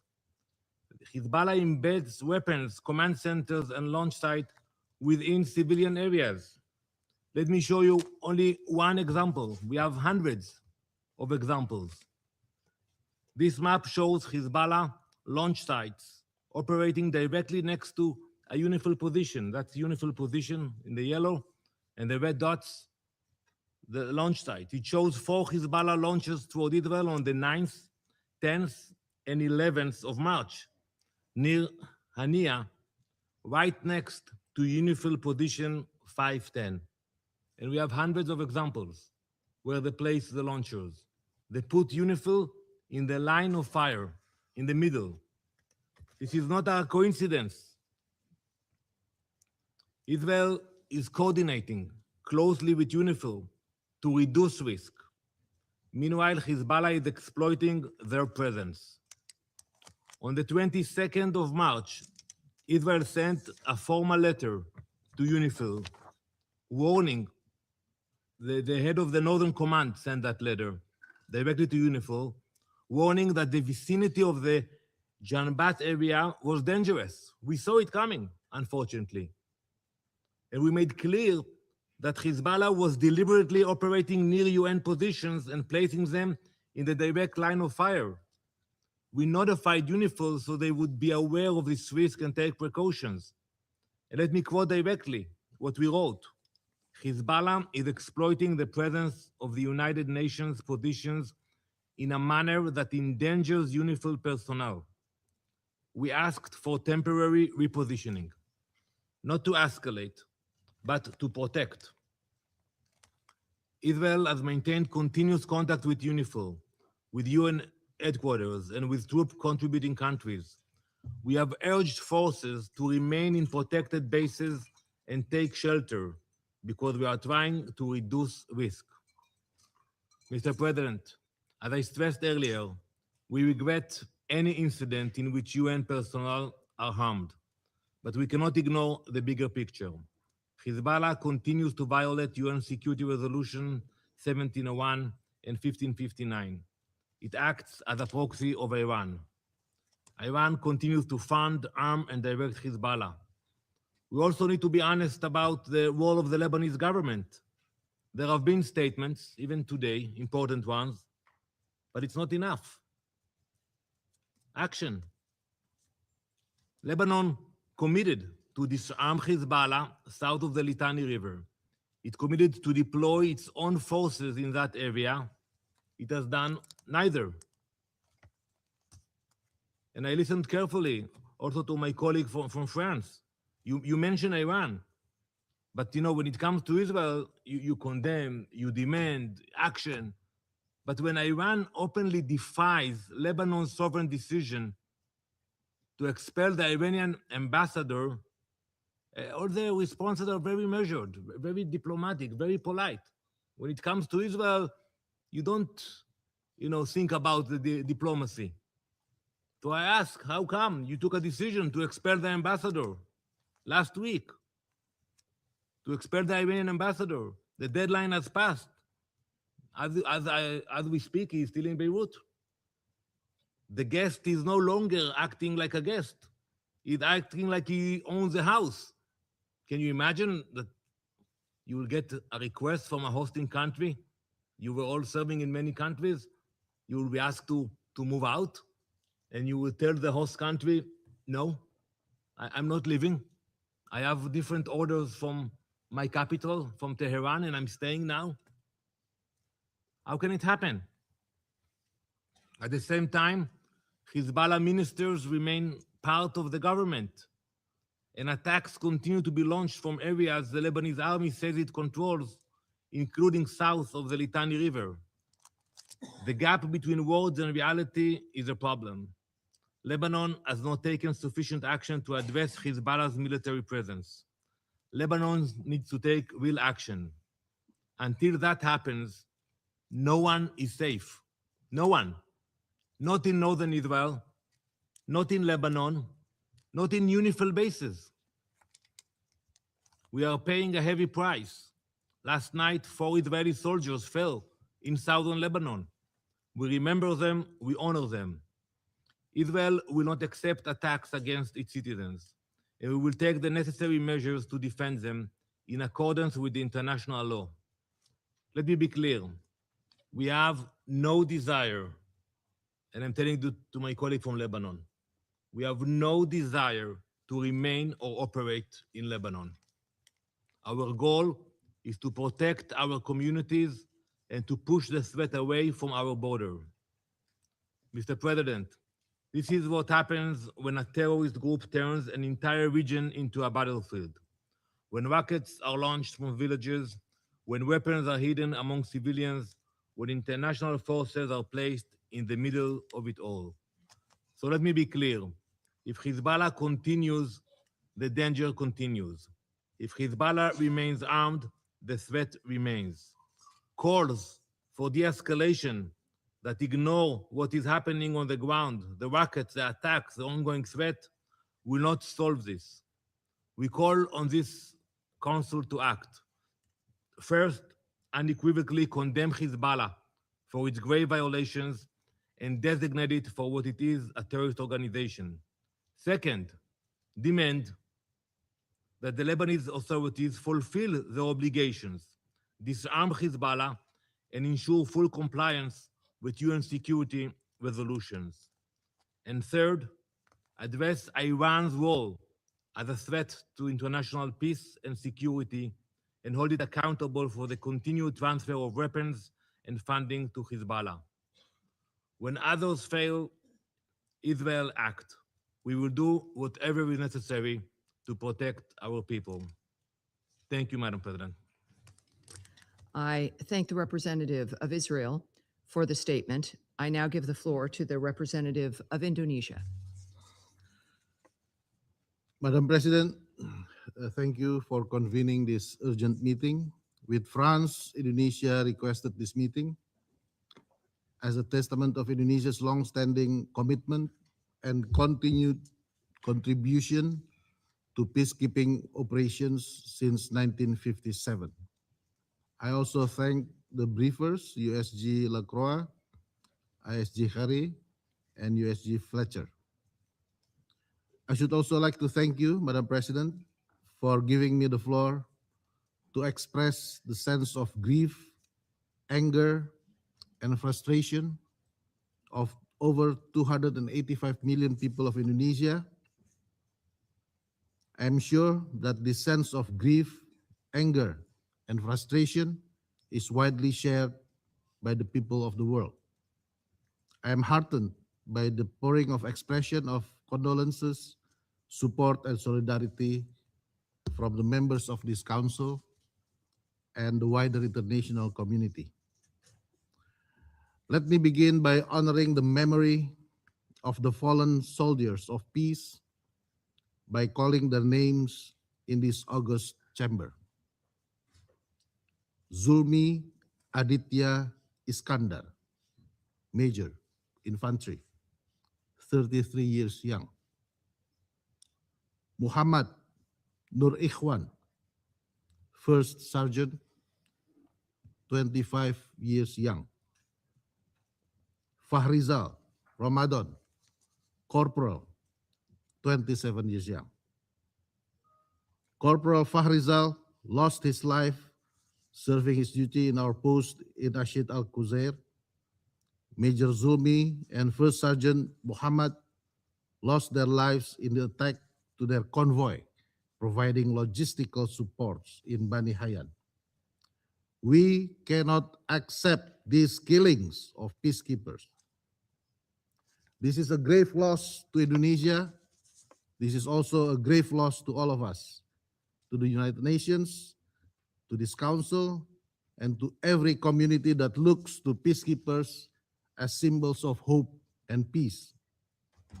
Further, the attacks injured 5 other peacekeepers: Captain Sultan Wiryan Maulana, Corporal Riko Pramudia, Corporal Arif Kurniawan, Corporal Bayu Prakoso, Cadet Private Denny Rianto.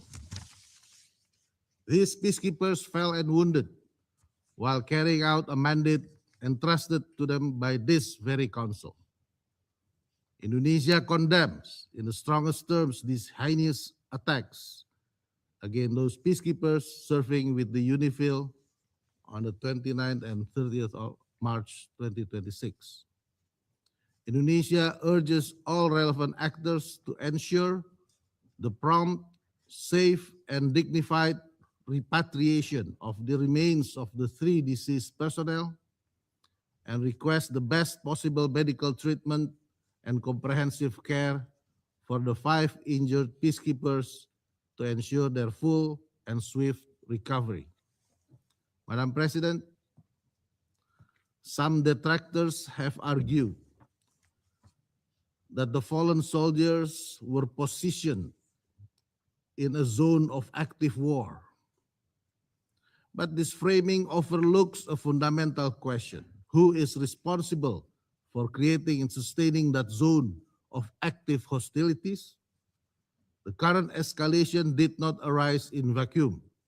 It stems from repeated incursions by the Israeli military into the territory of Lebanon. Indonesia strongly condemns Israeli attacks in southern Lebanon, which constitute a serious violation against the sovereignty and territorial integrity of Lebanon. Indonesia continues to stand in solidarity with the government and the people of Lebanon. As hostilities in southern Lebanon escalates, attacks against UNIFIL peacekeepers have also increased in recent weeks. These repeated attacks are not mere incidents, but deliberate assaults aimed at undermining the UNIFIL and deterring its ability to fulfill the mandate of Resolution 1701. These attacks also represent a direct threat to international peace and security and may constitute war crimes under international law. We therefore demand an immediate, thorough, and transparent investigation. Let me be clear. We demand investigation by the United Nations, not excuses from Israel. We demand the Security Council to keep abreast of the investigation and to immediately follow up the results. We demand that the perpetrators must be held legally accountable. Immunity must not become the standard, and attacks against peacekeepers must not be repeated nor tolerated. We also demand a firm guarantee from all parties involved, including Israel, to uphold their obligations under international law, to immediately cease attacks and aggressive behavior that endanger UN personnel and property, and to refrain from any action that further escalates the hostilities. Madam President, the safety and security of peacekeepers must remain and continue to be our utmost priority. Amid escalating hostilities, the Council and the Secretary General must immediately implement emergency measures to ensure the full protection of UNIFIL personnel and assets. This includes review of security arrangement protocols and activation of contingency and evacuation plans commensurate to the developments on the ground. We must leverage all political and diplomatic means to de-escalate this situation. The Security Council must reaffirm the foundational principles that guarantee the safety and security of UN peacekeepers. It is imperative for the Council and the wider international community to take immediate and decisive action to protect those who protect peace. We make these demands in deep reverence for our fallen peacekeepers, to whom Indonesia pays its highest respect for their ultimate sacrifice in the service of international peace and security.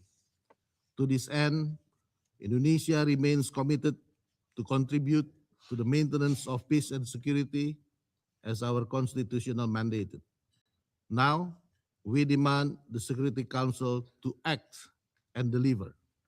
Today, the Security Council must speak up with a clear, strong, and unified voice to condemn the attacks against peacekeeping personnel. Today, the Security Council must reaffirm the obligations of all parties to ensure and guarantee the safety and security of peacekeepers. Today, the Security Council must take decisive action to prevent future hostilities and attacks against peacekeepers. No more attacks. Thank you. I thank the representative of Indonesia for the statement. I now give the floor to the representative of Poland. Madam President, let me thank you for convening this important meeting upon the request of France and Indonesia. I would also like to thank the briefers for the comprehensive information on the situation on the ground. Madam President, Poland is deeply concerned by the increasing instability in Lebanon, which directly affects the safety of the civilian population as well as the UNIFIL personnel. As the result of recent attacks, 3 Indonesian peacekeepers have lost their lives, while others were injured, including a soldier from the Polish contingent. We extend our deepest condolences to Indonesia and the close ones of the fallen peacekeepers and wish the injured a swift recovery. Poland strongly condemns these incidents. Ensuring safety of peacekeepers must be a top priority for all parties involved. We expect the ongoing investigation to conclusively determine all the circumstances of these tragic developments. Madam President, we wish to point to the increasingly difficult situation of UNIFIL, marked by growing security threats, reduction of the operations capabilities due to the 15% cuts, and the lack of a clear plan for the termination of the mandated activities. These elements create uncertainty regarding UNIFIL's mode of operation in the future. We therefore call for development of clear operational guidelines for the implementation of Resolution 2790, enabling troop contributing countries to align their planning while ensuring both the continued implementation of the mandate and the safety of soldiers remaining in Lebanon. Madam President, in a broader context, we call on all parties to refrain from any actions that would further escalate the situation and to return to the implementation of the ceasefire agreement, which was negotiated by the United States and France in November 2024, and to ensure the full implementation of the provisions of Resolution 9001. We are deeply concerned about the humanitarian situation of the civilian population. In response, Poland has delivered the first batch of humanitarian aid to Lebanon. Additionally, answering humanitarian appeals, we have made voluntary contributions to International Red Cross and Red Crescent movement. Further aid programs are currently being prepared. Madam President, we call on all parties to urgently return to the ceasefire agreement and to fully respect Security Council Resolution 1701. Poland reaffirms its strong support for the mandate of UNIFIL in the southern Lebanon, and we commend the courage, professionalism, and steadfast commitment of UNIFIL peacekeepers in the fulfillment of their mandate. And I thank you. I thank the representative of Poland for the statement. And now the representative of France has asked for the floor to make a further statement. I give them the floor. Merci, Madame. Thank you, President. I'll be very brief. Following what was said by our colleague from Israel, I won't make a comparison between French's statements and Iran, but simply because it would never cross my mind to compare the nature of France and Israel relations and France and Iran on the other hand. The only thing we would have to say is we want to see a de-escalation. We want to see territorial integrity and sovereignty of Lebanon respected by all. And we would always recall Iran and Hezbollah's responsibility for the start of all of these operations. Thank you. All right. I thank the representative of France for the statement. There are no more names inscribed on the list of speakers. However, before adjourning this meeting, I would like to warmly thank the Secretariat of the Council for all the support they have given us this month. And I thank all the members of the Council for joining us in this bit of history and for lending us your support, and to the variety of voices from this seat, from the First Lady of the United States, to Ambassador Waltz, to myself, and to all the other ambassadors from USUN. As I gavel the presidency closed, as I speak also on behalf of everyone here at our mission, in wishing the delegation of Bahrain good luck for the month of April, but we know luck favors the prepared, so you're going to do very well. My thanks to everyone from the mission, and have a great day. Thank you, everyone. The meeting is closed.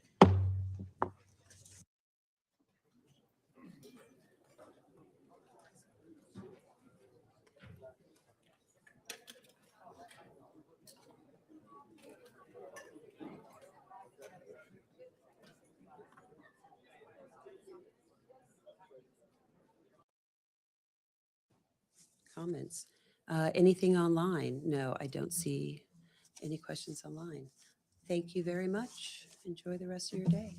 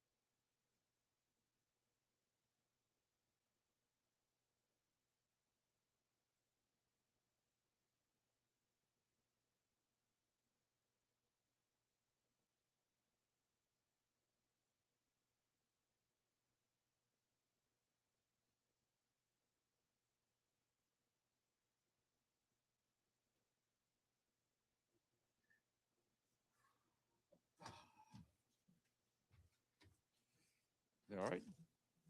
Excellent. All right, good afternoon. A couple of programming notes for you. In a short while, I will be joined by our guests from the UN Mine Action Service.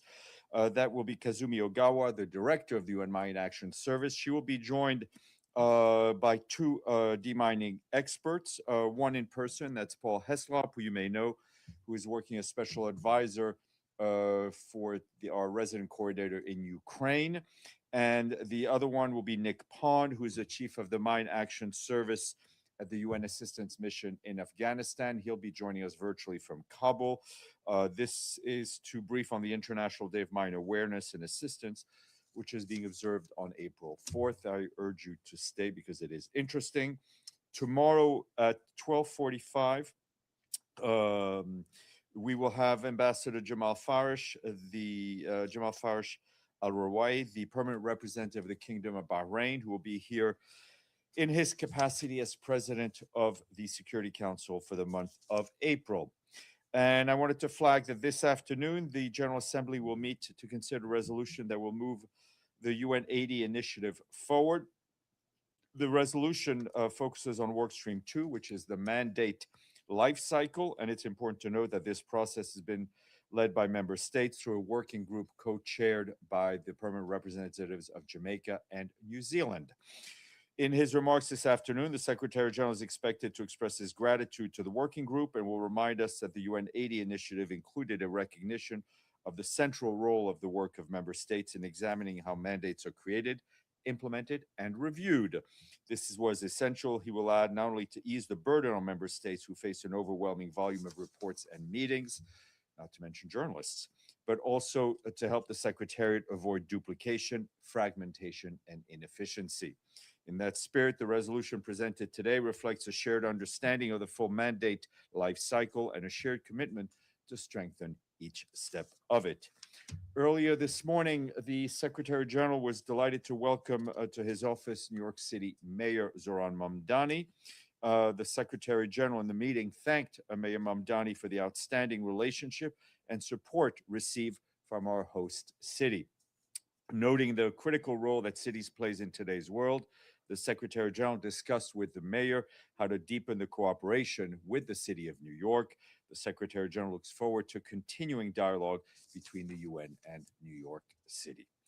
Also, a number of you had been asking me about our friend Jean Arnaud, who, as you know, is the Secretary General's personal envoy on the Middle East conflict and its consequences. Jean is currently in New York, where he's been holding extensive briefings and consultations internally and with member states on ways the United Nations can help in de-escalating the conflict and paving the way for a peaceful way forward through dialogue and negotiations.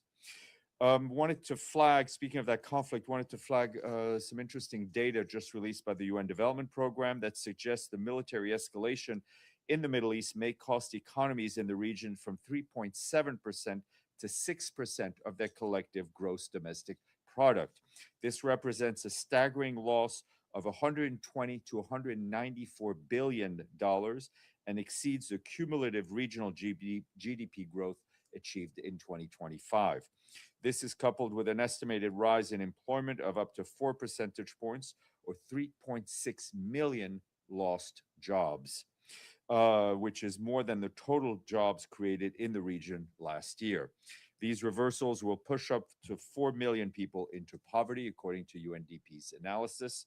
In a separate report, the development agency says a significant proportion of the Iranian population could be pushed into poverty as daily life and local economic activities are disrupted. These shocks threaten to reverse Iran's socioeconomic and poverty reduction gains. According to the analysis, Iran's Human Development Index estimated to is estimated to lose about 0.5 percentage point, which is equivalent to 1.5 years lost of human development progress. More information online on the UNDP website, which I encourage you to look at. Amid the wider regional escalation, the situation in Lebanon, it continues to rapidly deteriorate. Our colleagues on the ground report intensified exchanges of fire across the blue line between Hezbollah and Israel, strikes across Lebanon, and deeper Israeli troop deployment. This escalation is taking a heavy toll on civilians and civilian infrastructure, particularly in Lebanon. In northern Israel, death, destruction, and displacement, widespread fear have returned. It is also seriously endangering the safety and security of our own UN peacekeepers. As you know, 3 UNIFIL peacekeepers, all from Indonesia, have been killed over the past 2 days and several others injured. The mission is conducting investigations to determine the circumstances of these incidents. Preliminary findings regarding the incident in Bani Hayyan, which took place on March 30th, which is yesterday, in which 2 peacekeepers were killed, indicate that a roadside explosive struck the convoy of our Indonesian colleagues. We reiterate our strong condemnation of that incident that led to the killing of the peacekeepers. And in a statement issued this morning, the Secretary General expressed his deepest condolences to the families, friends, and colleagues of the peacekeepers who lost their lives, as well as to the government and people of Indonesia.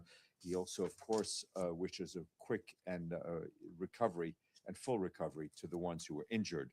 Our 3 peacekeeping colleagues who were killed in service of peace in South Lebanon over the last few days are Corporal Farizal Rambe, 28 years old, who died on Sunday, and Major Zulmi Aditya Iskandar, 33 years old, and First Sergeant Mohammed Nur Ikhwan, who is 26, both lost their lives yesterday.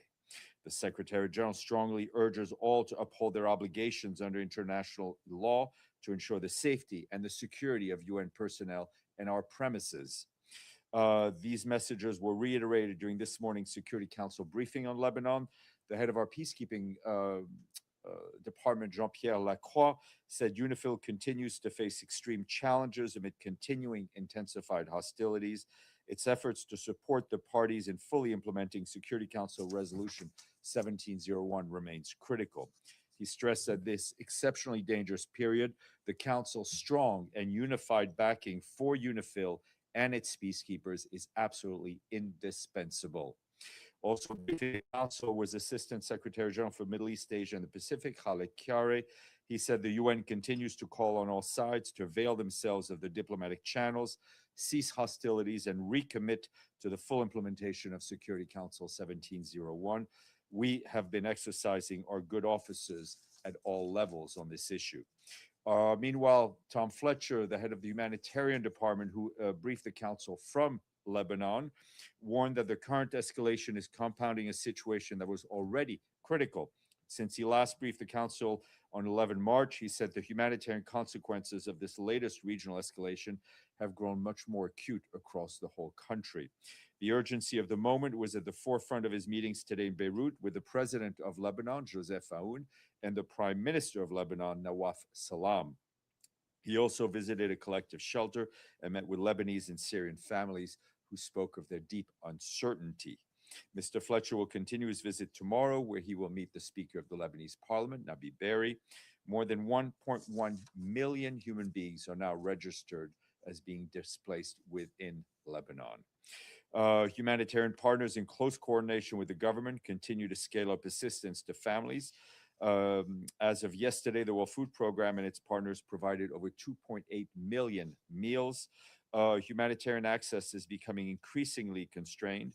Damage to key roads in the Bekaa Valley, combined with the destruction of bridges over the Litani River in recent days, has left parts of southern Lebanon nearly cut off from the rest of the country.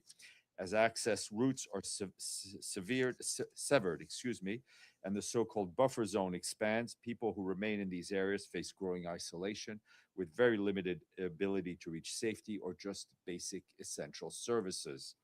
We reiterate that international humanitarian is clear. Civilians, wherever they are, must be protected at all times and must never be targeted. This includes allowing them to move away from the dangers of hostilities to safer locations. Essential infrastructure and the basic services, healthcare, water, electricity, on which civilians depend must also be spared. Also want to say that the Secretary General was shocked at the report of an Iranian strike on a Kuwaiti oil tanker in the UAE. Such attacks could have devastating ecological impacts. want to give you a bit more details about the leadership of UNRWA, which I mentioned yesterday, and that I want to flag that in anticipation of Philippe Lazzarini's end of term on June 30th, 2026, Secretary General has designated Christian Saunders, who is also the special coordinator on improving UN response to sexual exploitation abuse, as officer in charge of UNRWA from today until June 30th, 2026. From then on, he will be the acting Commissioner General of UNRWA starting July 1st. The Secretary General extends his utmost gratitude to Mr. Lazzarini for his tireless commitment and outstanding dedication to UNRWA and to the well-being of Palestine refugees, reiterating his profound support and appreciation to UNRWA staff for the crucial work performed in the areas of health, education, humanitarian assistance under extremely difficult circumstances. The Secretary General reiterates that it is critical that member states and other partners remain committed to UNRWA and the services it provides in a very volatile region. Turning to that region, and more specifically Gaza, our colleagues at the Office of the Coordination of Humanitarian Affairs say that we and our partners facilitated the return of 11 toddlers through the Rafah crossing. These children were reunited with their families after having been medically evacuated from Al-Shifa Hospital as infants back in November of 2023. Some of them are still, some were evacuated while still in incubators. Also yesterday, the World Health Organization and its partners supported the medical evacuation of 19 patients requiring treatment not available in Gaza. OCHA stresses the movement of people in and out of Gaza must take place with safety, with dignity, and in full accordance with international humanitarian law. Meanwhile, more people are suffering from skin diseases such as scabies, while rodents are infesting tents in search of food in many parts of Gaza. Our partners leading on sanitation are scaling up the distribution of hygiene kits in hotspot locations, but chemicals and pest control material are urgently needed. We continue to call for the lifting of restrictions on items that will help address the needs of the vulnerable communities. The UN Office for Project Services also tells us that the 2720 mechanism facilitated the delivery of some 400 tons of humanitarian aid to Gaza via the Cyprus Maritime Corridor. The shipment includes urgently needed mattresses, incubators for pediatric wards in Gaza, and medical facilities. Turning to Yemen, our mission to support the Hudaydah Agreement, also known as UNMA, will cease operations today in accordance with Security Council Resolution 2813. As of today, the mission has completed the transfer of its tasks to the Office of the Special Envoy for Yemen. These include continued engagement with the Redeployment Coordination Committee and support for communication among the parties on the Hudaydah-related stability issues, among other tasks. The mission and the Office of the Special Envoy reaffirm our commitment to continuing to support the implementation of the Hudaydah Agreement and stress the importance of sustained communication and cooperation in support of stability of Hudaydah and Yemen. And in Syria, our humanitarian colleagues tell us that heavy rains across northern and eastern Syria since the middle of March have triggered widespread flooding, impacting communities and displacement sites across Aleppo, Idlib, Raqqa, Hasakeh, and Deir ez-Zor. More than 19,000 people have been affected in Aleppo and Idlib alone, with over 3,400 shelters damaged and hundreds just destroyed. In Al-Hasakeh Governorate, at least 6,000 people have been displaced after homes and camps were flooded. Our humanitarian partners, together with local authorities, are providing tents, blankets, and other emergency support. Health teams are also helping displaced families in Hasakeh city and districts of Kamishli and Al-Malikieh, where water contamination and exposure to cold remains a serious concern. Access remains severely constrained, and flooded roads and damaged bridges, particularly in Deir ez-Zor, continue to hamper the delivery of aid. Authorities and our partners are working to reopen key routes, but we need more resources urgently to scale up our work to provide shelter, water, and protection support and help communities facing growing losses to their livelihoods. UNHCR says escalating hostilities since late February have triggered a surge in people crossing from Lebanon into Syria. Syrian authorities said more than 200,000 people, that includes more than 170,000 Syrians, have crossed into Syria through the 3 official border points. And from Sudan, I can tell you that we welcome today's announcement. The Adrek border crossing from Chad will remain available to us through the end of June for humanitarian supplies and staff moving into Sudan. As we have said, Adre is a lifeline for millions of people in Darfur as well as parts of Kordofan. Since 2024, 118,000 metric tons of vital aid through more than 3 million people have passed through this crossing point. This is especially critical as our humanitarian colleagues warn that the worsening violence and displacement are pushing humanitarian needs to new levels. In Blue Nile State, for example, a conflict is triggering a new wave of displacement. Local sources indicate that at least 4,000 people have fled into Ethiopia, while others have been displaced within Blue Nile. We and our partners are scaling up our response, with the Sudanese Red Crescent providing hot meals to newly arrived families. In Darfur, a new report by Doctors Without Borders highlights the alarming level of sexual violence against women and girls, both in conflict areas and in displacement sites.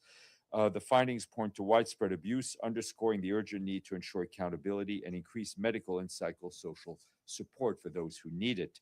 In North Kordofan State, measles cases are rising in displacement site in El Obeid, with hundreds of suspected cases reported in recent weeks. We and our partners are providing water, health, nutrition services with vaccination campaigns planned for April. However, we are stymied by funding shortfalls, reduced water availability, and new arrivals of displaced people, and delays in approving new health services. Currently, the 2026 Humanitarian Needs and Response Plan, which calls for $2.9 billion to reach more than 20 million people across Sudan, is just 16% funded, with $461 million received so far. We call on all donors to step up their assistance so that life-saving aid can reach the millions of people who depend on it.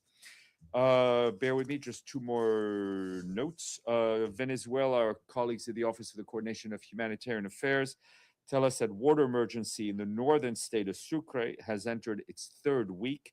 An earthquake late last month triggered a landslide that blocked a major tunnel, leaving nearly 140,000 families without clean water. As repair efforts continue, our humanitarian partners, together with the authorities, are providing people with water purification tablets and oral rehydration salts.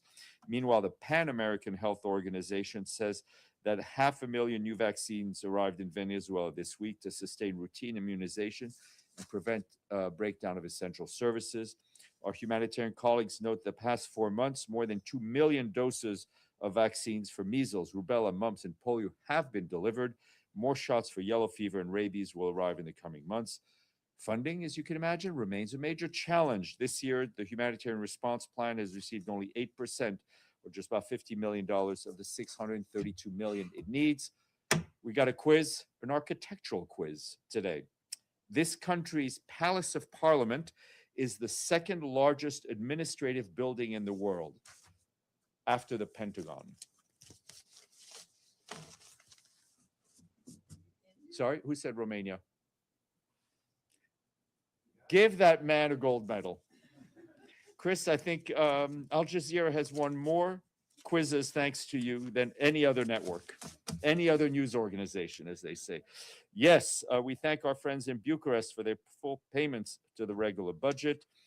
We now have 97. For your information, Romania gave us a check for $11 million, $398,593. Thank you. I don't know how to say thank you in Romanian, but I say thank you. Edie, unless Chris has a question, he yields. Go ahead.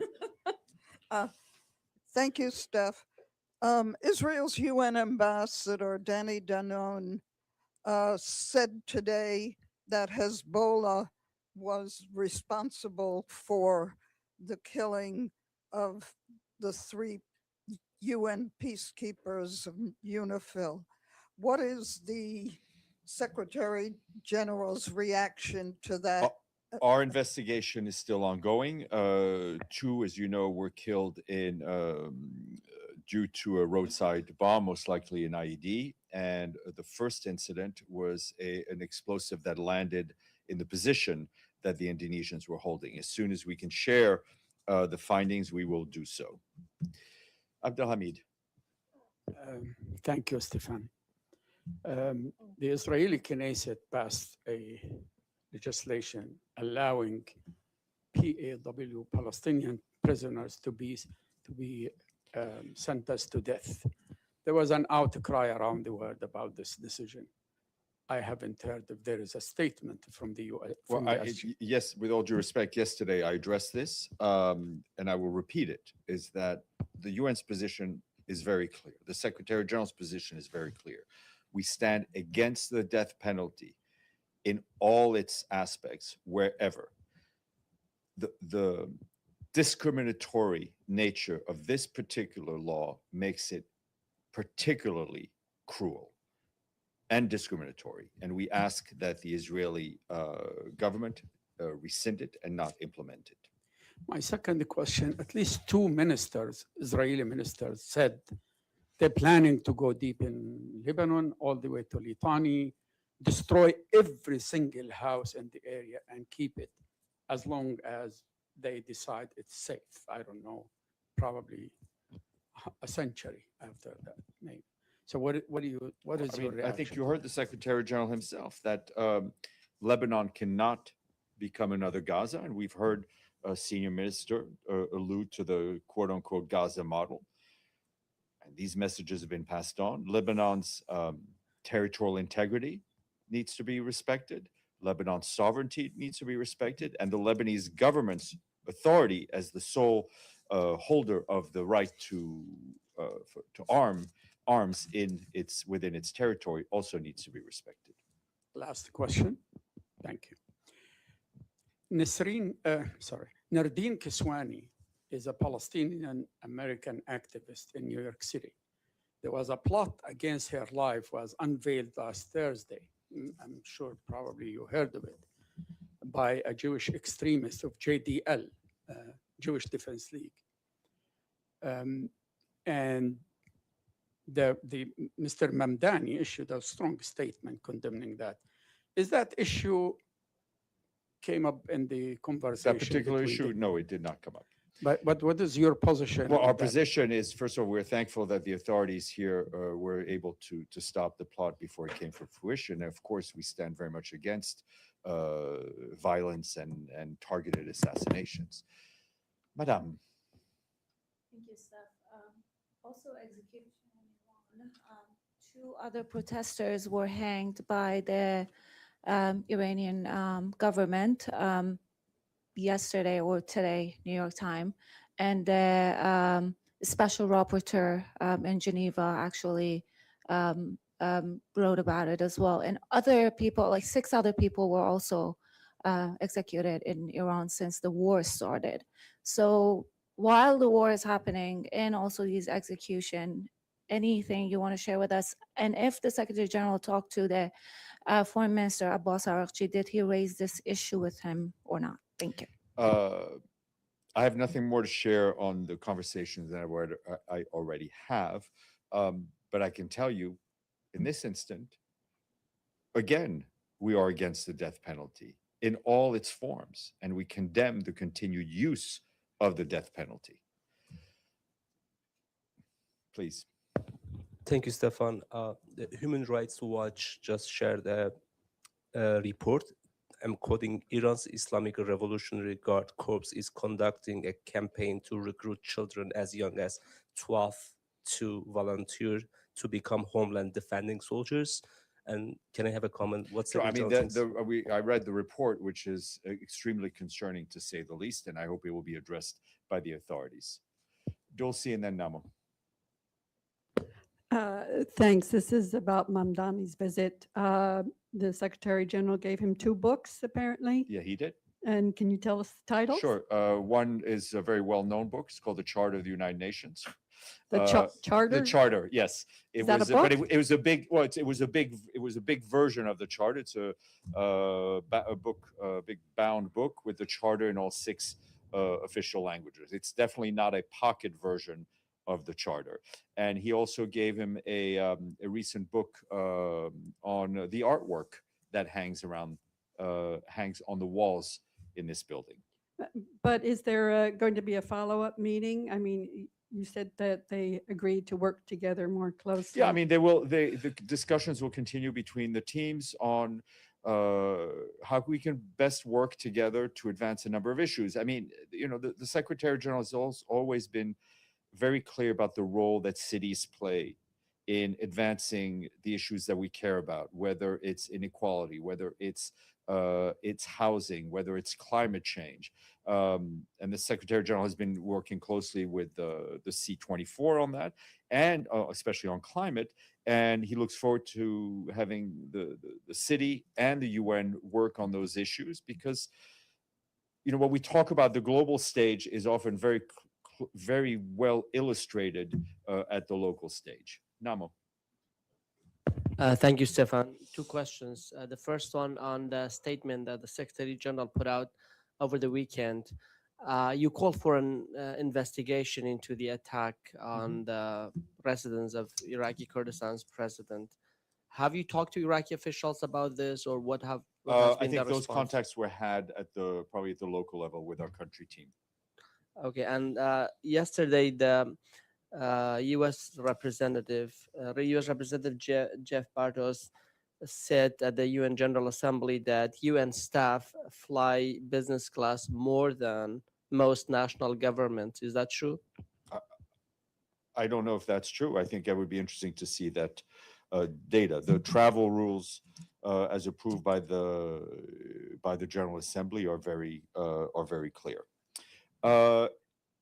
Anyone else? Nope. Okay, let me get our guests. We'll be right there.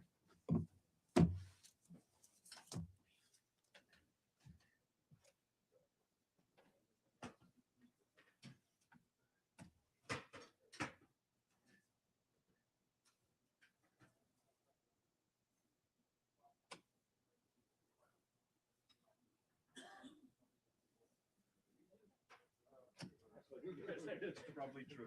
That's probably true. Yeah, thank you.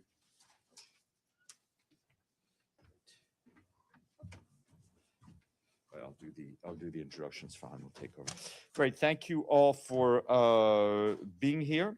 We're delighted to be joined by Kazumi Ogawa, who, as you know, is the director of UNMAS, UN Mine Action Service. And with her here is Paul Heslop, who works on demining issues in Ukraine. And if we could put on the screen our colleague Nick Pond from the Mine Action Service in Afghanistan, please. Great. I think we see Nick. So Kazumi, please go ahead. Thank you, Steph. Good afternoon, everyone. My name is Kazumi Ogawa. I'm the newly appointed director of the UN Mine Action Service. I started my service with UNMAS at the beginning of February. It's very nice to meet you all. So I wanted to talk a little bit about the work of the UN Mine Action Service. The work of UNMAS is driven by the needs of the community and the people affected by conflict, in particular to address threats posed by explosive hazards to civilians, peacekeepers, and humanitarians. Our job, when UNMAS can do its job, is to save lives. It protects civilians. It enables peacekeepers to operate in safety. It facilitates the work of the humanitarian, of the delivery of humanitarian aid. It supports the work of the return of the voluntary return of internally displaced persons and refugees. And finally, the work of UNMAS helps set the conditions for long-term peace and development. The UN Mine Action Service also plays a vital role in advocating for international humanitarian law and international human rights law, as well as the global disarmament conventions. So I think each one of us that has been in the field in a post-conflict environment has some horrible story about a child picking something up that looks like a toy, you know, or otherwise, and has had it explode. Or we know of some livelihood that's been destroyed by landmines or explosive ordnance. These types of incidents, they not only destroy a life, they destroy communities and livelihoods. And so when we are able to prevent an incident like this, it means that we're preventing, or we're allowing a household to continue its work. We're allowing a community to help with the recovery. And this is what I wanted to talk a little bit about today. It was in this spirit that the General Assembly in December of 2005 declared April 4th the International Day for Mine Awareness and Assistance in Mine Action. The purpose of the day, as you can imagine, is to raise awareness about what it means to live in a community that's contaminated by unexploded ordnance and landmines. UNMAS not only supports clearance itself, it works with national governments and national organizations to establish and develop the capacity to be able to combat this scourge themselves as well. An investment in mine action is an investment in peace. It's an investment in the futures of millions of people affected by these terrible and indiscriminate weapons. And it's my pleasure and my honor to introduce two of my colleagues today. You see right next to me, Paul Heslop, who's the UN Mine Action Service Special Advisor to the Resident Coordinator in Ukraine. And on the screen, we have Mr. Nicholas Pond, the Chief of the UN Mine Action Program in Afghanistan. Let me pass the floor first to Nick. Over to you, Nick. Thank you very much. Nick from Kabul. Thanks very much, Kazumi. As stated, my name is Nick Pond. I'm the Chief of the Mine Action Section in the United Nations Assistance Mission in Afghanistan, based in Kabul. Afghanistan has the third highest explosive ordnance casualty rate in the world, with around 50 people killed or injured every month, of which almost 80% are children. That means there's at least one casualty every single day, and that casualty is most likely to be a child. 90% of these casualties are from unexploded ordnance and abandoned munitions that have been left behind after over 40 years of conflict. Most of these casualties are boys, typically killed or injured when tampering with ordnance that they find when tending animals or playing. On the 12th of February this year, a group of boys in Nangarhar found an item of unexploded ordnance and threw it into a fire. The device detonated, killing 2 boys on the spot and wounding 5 others, one of whom subsequently died from his wounds. There are over 1,000 square kilometers of land known to be contaminated in Afghanistan. That's over 140,000 soccer pitches. Almost 3 million people, around 900 education facilities, and over 200 healthcare facilities are known to be within 1 kilometer of explosive ordnance contamination, although these figures could be much higher, as many districts have yet to be fully surveyed. The biggest challenge faced by the sector is the lack of funding. Reduced support for a country that sits way down the list of global humanitarian priorities, governed by a de facto authority that is not internationally recognized, has reduced the number of deminers delivering clearance, risk education, and victim assistance from around 15,000 in 2011 down to 1,300 this month. Coupled with almost 2.8 million returnees from neighboring countries last year, earthquakes, floods, and an ongoing conflict with Pakistan, these are exceptionally challenging times for the Afghan people. However, there's much opportunity for mine action in Afghanistan. This is the birthplace of humanitarian demining, and a depth of expertise exists within the national and international NGOs. The de facto authorities are supportive of the sector, and improved security situation means that access is possible across most of the country, and Afghanistan is a signatory to all international demining conventions. With increased funding, there is a very real opportunity to free this country from contamination, allowing Afghan people to restore their livelihoods unhindered by the remnants of war. Thank you. Mr. Heslop? Thank you. It's a pleasure to be briefing you again. I want to speak. I'm currently based in Ukraine, but I would also like to highlight how this is not just a problem in Ukraine; it's a problem in many places. And I think one of the things that we, as the UN Mine Action Service, are looking to do is make sure that we add value to our projects, but we leave nobody behind. And what I mean about that is, what we've been seeing in Ukraine for the last 4 years, what we've seen in Gaza, what we're now seeing, we've seen in Sudan, we've seen in Iran. The conflict today will leave a legacy that, until it is removed, will stop those countries recovering, and they will have a long-term effect on things like the global economy. And I think what we've got here we've seen in Ukraine over the last 4 years, and I've briefed on this before, but now we're seeing in Iran, is when we have a conflict like this, we're talking about the legacy of the conflict, the mines and the unexploded ordnance, stopping fields being planted, critical infrastructure being rebuilt, energy security, things now we're seeing in the Gulf, like refineries being destroyed, mines potentially being deployed in the Strait of Hormuz. Until those are removed, you cannot start the recovery process. And in Ukraine, it's been bad enough where we're talking about an $11 billion impact a year to the Ukrainian economy from the presence of mines, a reduction in between 3 and 5% of GDP growth, and the effects of global energy prices and more importantly still, effects of global food prices and food security. What we're now seeing in the Iranian conflict is an even bigger consequence in terms of global energy prices.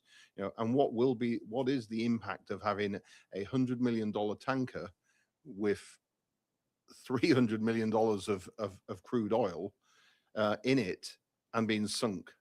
There's not just the economic consequence of that, there will be the environmental consequence, there's the loss of confidence and the increase in oil prices. We need to be in a position in all of these conflicts around the world that as soon as it is safe to operate, we can get in and we can conduct humanitarian demining operations, recovery operations, and rebuild the local economy and the global economy. To give you an idea of scale of a problem, this is a model of an artillery shell.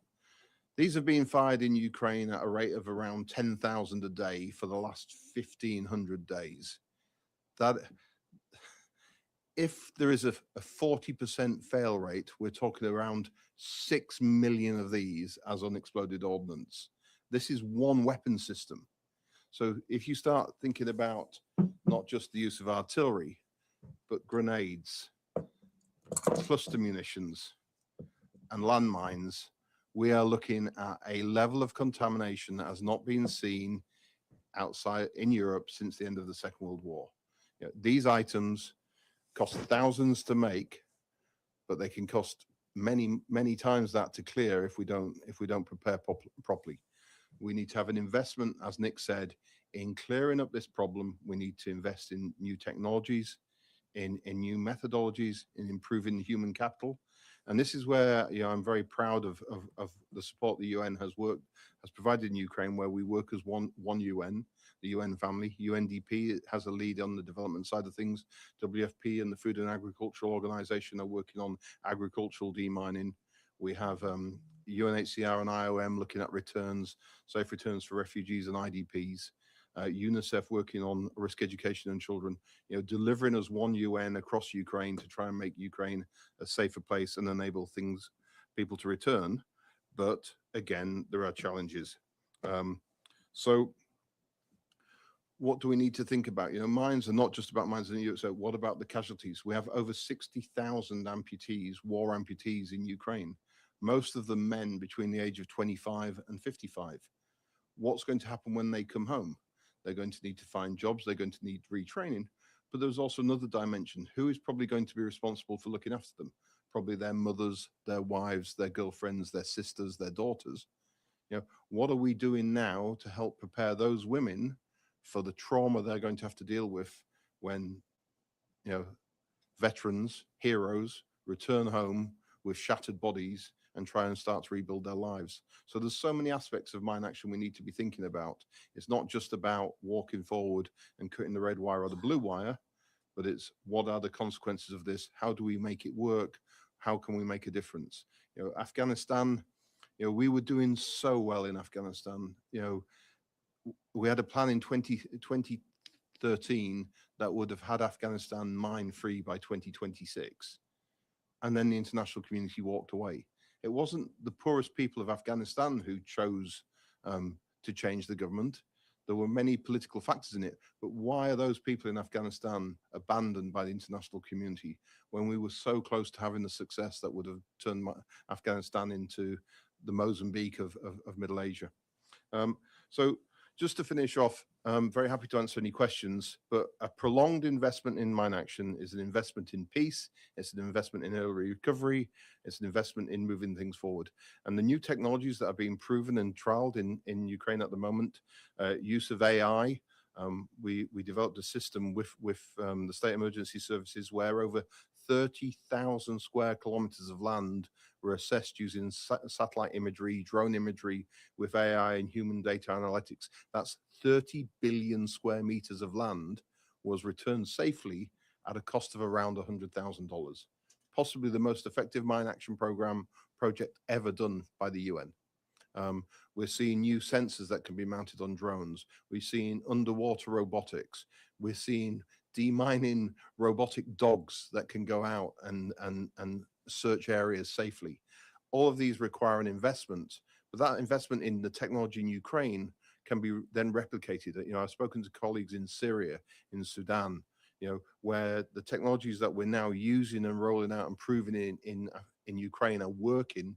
You know, they can go back to those countries, reduce the scale of the problem probably by 60 or 70% because of the use of these new sensors. You know, mine action is inherently inefficient. You know, even if you've got one mine per square meter, that does not occupy a square meter. So you're clearing out of your meter by meter square, 90% of it doesn't contain a mine. In reality, you don't find one mine per square meter. You find one mine per 10 square meters or per 100 square meters or per 1,000 square meters. But, you know, if there was one of these in your school, your child's school's football pitch, you wouldn't want them to go and play soccer or football or rugby on it. So they're denying 50,000 square meters for one. Now, if we can find a way to take that down from one mine in 50,000 square meters to one mine in 10,000, to one mine in 500, to one mine in 10, which we're starting to do in Ukraine with the technology being developed, we are going to reduce the cost exponentially.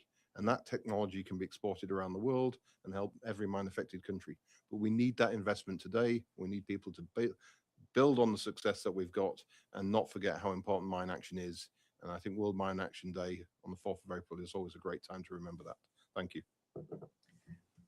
All right. Thanks very much. We'll now open up the floor for questions. And besides introducing yourself, I'd appreciate it if you indicate which of the speakers you are directing your questions to. First question goes to Edith Lederer.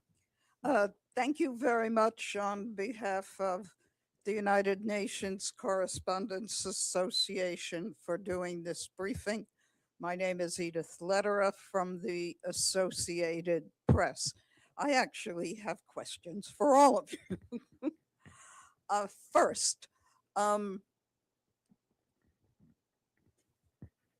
you said, I believe it's Nicholas, said that Afghanistan had the third highest casualty rate. What's the first? What's the second? And to you and to Paul, you talked about new technology. What kind of an investment are you talking about that's needed? Are you talking about tens of millions, billions to actually use this technology and get rid of unexploded ordnance and landmines in a much, much shorter period of time? And one of the big issues in the Iran war is sea mines. And I wonder if you have any information about that. And Nicholas, can you tell us how much money is needed in the Afghan program? Thank you. That's a lot of questions. Please. Maybe Nick, do you want to start us off? Yeah, sure. Thanks, Edith, for the question. On the third highest casualty rate in the world, this was from a report published on the 1st of December last year in the Landmine Monitor, and Afghanistan sits behind Myanmar and Syria, but I don't know their numbers. What we need in Afghanistan to conduct the clearance over the next 5 years in accordance with a plan submitted through the Anti-Personnel Mine Ban Convention in 2024 is just over $250 million over a 5-year period. So we're talking a lot of money. The reason I say there's opportunity in Afghanistan is because we have the people here to do it. Once a program of 15,000, now a program of 1,300. Most of those people are still here. They can be re-employed. We've got a depth of expertise here. We just need the funding to get them working, and we're way down the list of the priorities now. But yeah, just over 250 million is what was asked in the APNBC. Thanks. Thank you. If I could just add to that, Ms. Lederer, thank you for the question in terms of the innovation. So it's an important question, and it leads me actually neatly from Nick's response, which is talking about the funding for UNMAS. So last year, just as an example, we were able to, the UN Mine Action Service raised about $74.9 million for its projects. Sounds great, but if you think about then, right, one project costing 100 million, 200 million in terms of need, it's not enough. And one thing that I'd like to point out is that with that, a lot of the fundraising that we do is for specific projects. And so we will have a member state saying, you know, our interest is in Syria, our interest is in Afghanistan. We would like to help in these countries. Where we lack the funding is in the unearmarked funds. And unearmarked is extremely unsexy, but what it does is it gives us a little bit of the money to be able to carry forward projects that may be losing funding where we know that we would like to make the investment. It allows us to look into some of this innovation in terms of technologies, in terms of new ways of doing business, and say, okay, you know, we understand member states or donors do not want to be spending this kind of money on something that's unproven. We have faith, you know, we'd like to look into a potential project. And without the unearmarked funds, it becomes very difficult to do. Let me hand over to Paul in terms of the sea mines and the other innovation. Sure. The question you asked was about what will it cost? I mean, Ukraine is a different scale to what we've seen in other mine action programs, primarily because we're still dealing with a live conflict, and the scale of weapon systems being used, and so, to be honest, some of it is humanitarian demining, but a lot of it is about recovery, you know, and if we're able to, by clearing explosive hazard in Ukraine, and this seems a bit dated considering what's in Iran at the moment, but shift global oil prices by 1 cent or 2 cents a litre, or the cost of a loaf of bread by 3 or 4 cents per loaf, you know, a box of pasta by a couple of cents, but you apply that to billions of boxes of pasta or billions of litres of fuel, then the investment in Ukraine is very small. Obviously, that's quite dated considering what we're seeing going on in Iran at the moment. But the types of technology we're talking about is, you know, one of the things I'd like to do is have a proven drone technology with every team in Ukraine. And that will help the monitoring and evaluation. You know, obviously, Ukraine is a very big country, so rather than us drive for 6 or 8 hours to visit a team, we could actually ring up the team, say, turn on the Starlink, put the drone up, and we can remotely visit the site. Oh, the team's in the right place, the safety vehicle's in the right area, the marking's looking good, the deminers seem to be well disciplined. Great, we now don't need to drive for 7 hours to see if that team's okay. So, you know, we would save a lot of cost by using this technology. Now, the pilot project to run this out, we're looking at maybe $1 million to $2 million. To deploy at scale, probably about 10 million. But, you know, the Ukrainian mine action program is about $300 million a year. So we're not looking at a large percentage cost. It's more about proving this technologies work. And as you know, the example I used of the satellite imagery being analyzed by AI and data analytics, the biggest challenge in that wasn't actually the adoption of the technology. It was getting people to accept that the recommendation that that area probably was not mined, so could be used, so it became more of a communications challenge. You know, this land has no evidence of being mined. You can use it. Reassuring the individual on the ground was much harder than doing the assessment. And again, the different platforms that are out there. So in terms of technological investment, we're talking about millions of dollars that will lead to tens, if not hundreds of millions of dollars of savings in Ukraine.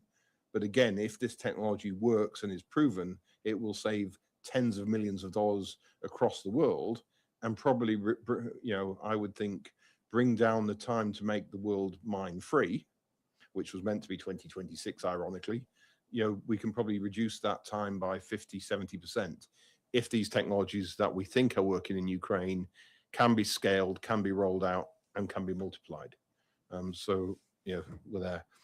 One of the challenges in Ukraine is technologies are evolving. When I arrived in Ukraine, most of the contamination was in areas that had been liberated from the occupiers or on the front line. Now, with the widespread use of long-range drones, we're starting to see more and more contamination, not just in the east of the country, but in the west and going out. And we've got police teams or state emergency service teams having to respond to ever bigger drones flying into civilian buildings across the countryside. But the Ukrainians are incredibly resilient and robust. I have a friend who lives in a building. A drone flew into it at midnight. They were evacuated from the building. The police deployed. The drone, fortunately, didn't explode. The police deployed, and they had the drone cleared and removed from the building, and they were back in their apartments in 2.5 hours. Can you imagine if somebody had an explosive device in New York? NYPD would be there for 3 days before we got back into our apartments. So the Ukrainians are incredibly resilient, incredibly robust, and are working well, but they need the investment. And then we need to learn from that investment and take it to other countries. Sea mines, slightly, first of all, let me stress, I am not a sea mine expert. I have never cleared a sea mine. I've cleared a lot of land mines, but one of the things that is okay about land mines is when you lay them, as long as it doesn't flood or have an earthquake, it stays there. So you're working in 2 dimensions. Okay, the depth may be between 0 and 20 centimeters, but it's pretty much a 2-dimensional problem. When you're dealing with sea mines, they can be on the surface, they could be floating in the middle, or they could be on the seabed. So you're already going into 3 dimensions. But if they're not secured, then you have tide, they may be propelled in some way. So you go into a 4th dimension, which is time. So and they tend to be a lot bigger explosives. So you're taking a problem that on land is a 2-dimensional problem that is relatively straightforward to deal with, to a 3/4-dimensional project in the water. And again, if you stand on a mine as an individual, it's not very good for you. If you're in a vehicle, it's not very good for you in the vehicle. If you're in a super tanker with 1 million barrels of oil in it, it's not very good for anybody. So the consequences of getting it wrong is much more severe, and it's a much more complex and more challenging environment to deal with. And are those sea mines under remote control? Are they magnetically influenced? Have they got a sensor to target it? What are your countermeasures to it? And this is why traditionally sea mine clearance has been done by member states, by navies like the American Navy, the British Navy, the Japanese, whatever, because it requires a lot of technology, a lot of investment. It's very complicated and it's very dangerous. So the failure to have that capacity in the Straits of Hormuz is probably going to lead to a humanitarian problem, but I'm not sure that anybody will give the UN enough money to clear it. So I think it will remain with member states. Abdulhamid.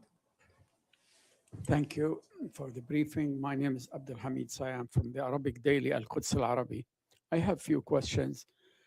First, if Ms.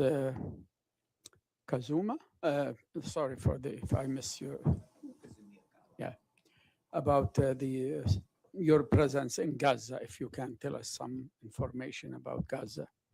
And second, maybe Paul can answer that. If you have lost any of you and of your staff during the field work, if you can share with us some information about the risk you face. And the other thing is about advocacy. You said you complained about the low funding of the program, but I don't see landmine action staff are working around the clock to promote your great work. You have Goodwill Ambassador. Do you have some documentary to share? I remember Judy Williams, when she started this to ban landmines, she got the Nobel Prize in 1998, I think. So do you have some celebrities working for your department? Thank you. Thank you very much, Abdelhamid. It's nice to meet you. My name is Kazumi. I wanted to just maybe I'm not, what we should do is we should get you in touch with our OPT people. One thing that I do want to say is that in the past year, UNMAS did undertake a number of mine assessments. We had about more than 1,000 explosive ordnance assessments that had taken place in 2025. And it supports the work, as you probably know, of over 30 UN programs and agencies in the country. The dynamic, I think you probably know better than I do, shifts so quickly that I'm not able to give you like a real world projection. I can tell you that we have had deminers trained, so nearly 2,000 trained in 2025 as well. And as a result of the work, we had been able, I say had, been able to ensure safe access.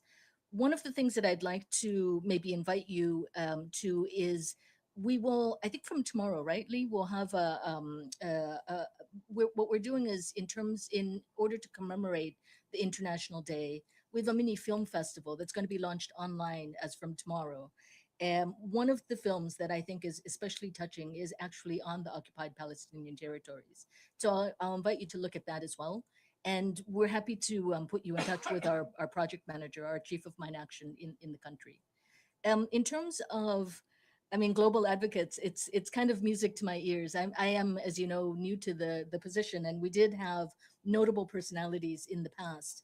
What we would like more than anything, I think, is to raise awareness in the general public of the potential and the problems of mine action. And in order to do so, we would like to have a global advocate. I hope to have an announcement at some point, but we're still in the process of looking at the potentials. Thank you. Thanks. I've actually lived in Khartoum for 3 years and was part of the Palestine-Gaza response in 2009 and 2014. And I think the problem with mine action is it's sexy today and gone tomorrow. So when it's happening, everybody's interested, and then there is another emergency, another earthquake, a financial shock, and then it comes back. But we go in cycles. Afghanistan in 2001, 2002, people were throwing money at us. Now it's the begging bowl. We've had some very high profile celebrities over the years. We've had Giles Dooley, who is a great advocate for people with disabilities. We had Daniel Craig, who drew attention, and again online you can see their visits to field programs. We had Jeremy Renner went to Afghanistan, I don't know, 10, 12 years ago, and of course the most famous image of any celebrity working through a minefield is Princess Diana in '97 walking through Angola. So I don't think it's necessary to have celebrities. I think it's necessary to keep reminding people of how mines affect them and their lives. You turn around and mines seem a long way away, but if I was to say to you, you are paying 5 cents more for your bagel every morning because of the war in Ukraine, over the course of a year, that's a few dollars. If you multiply that by 10 million people in New York, that's quite a lot of money. So how do we find ways to make that connection so people see it? And I think Nick's point about it's always children who suffer the most. The thing is, if an adult stands on a mine like this, they're probably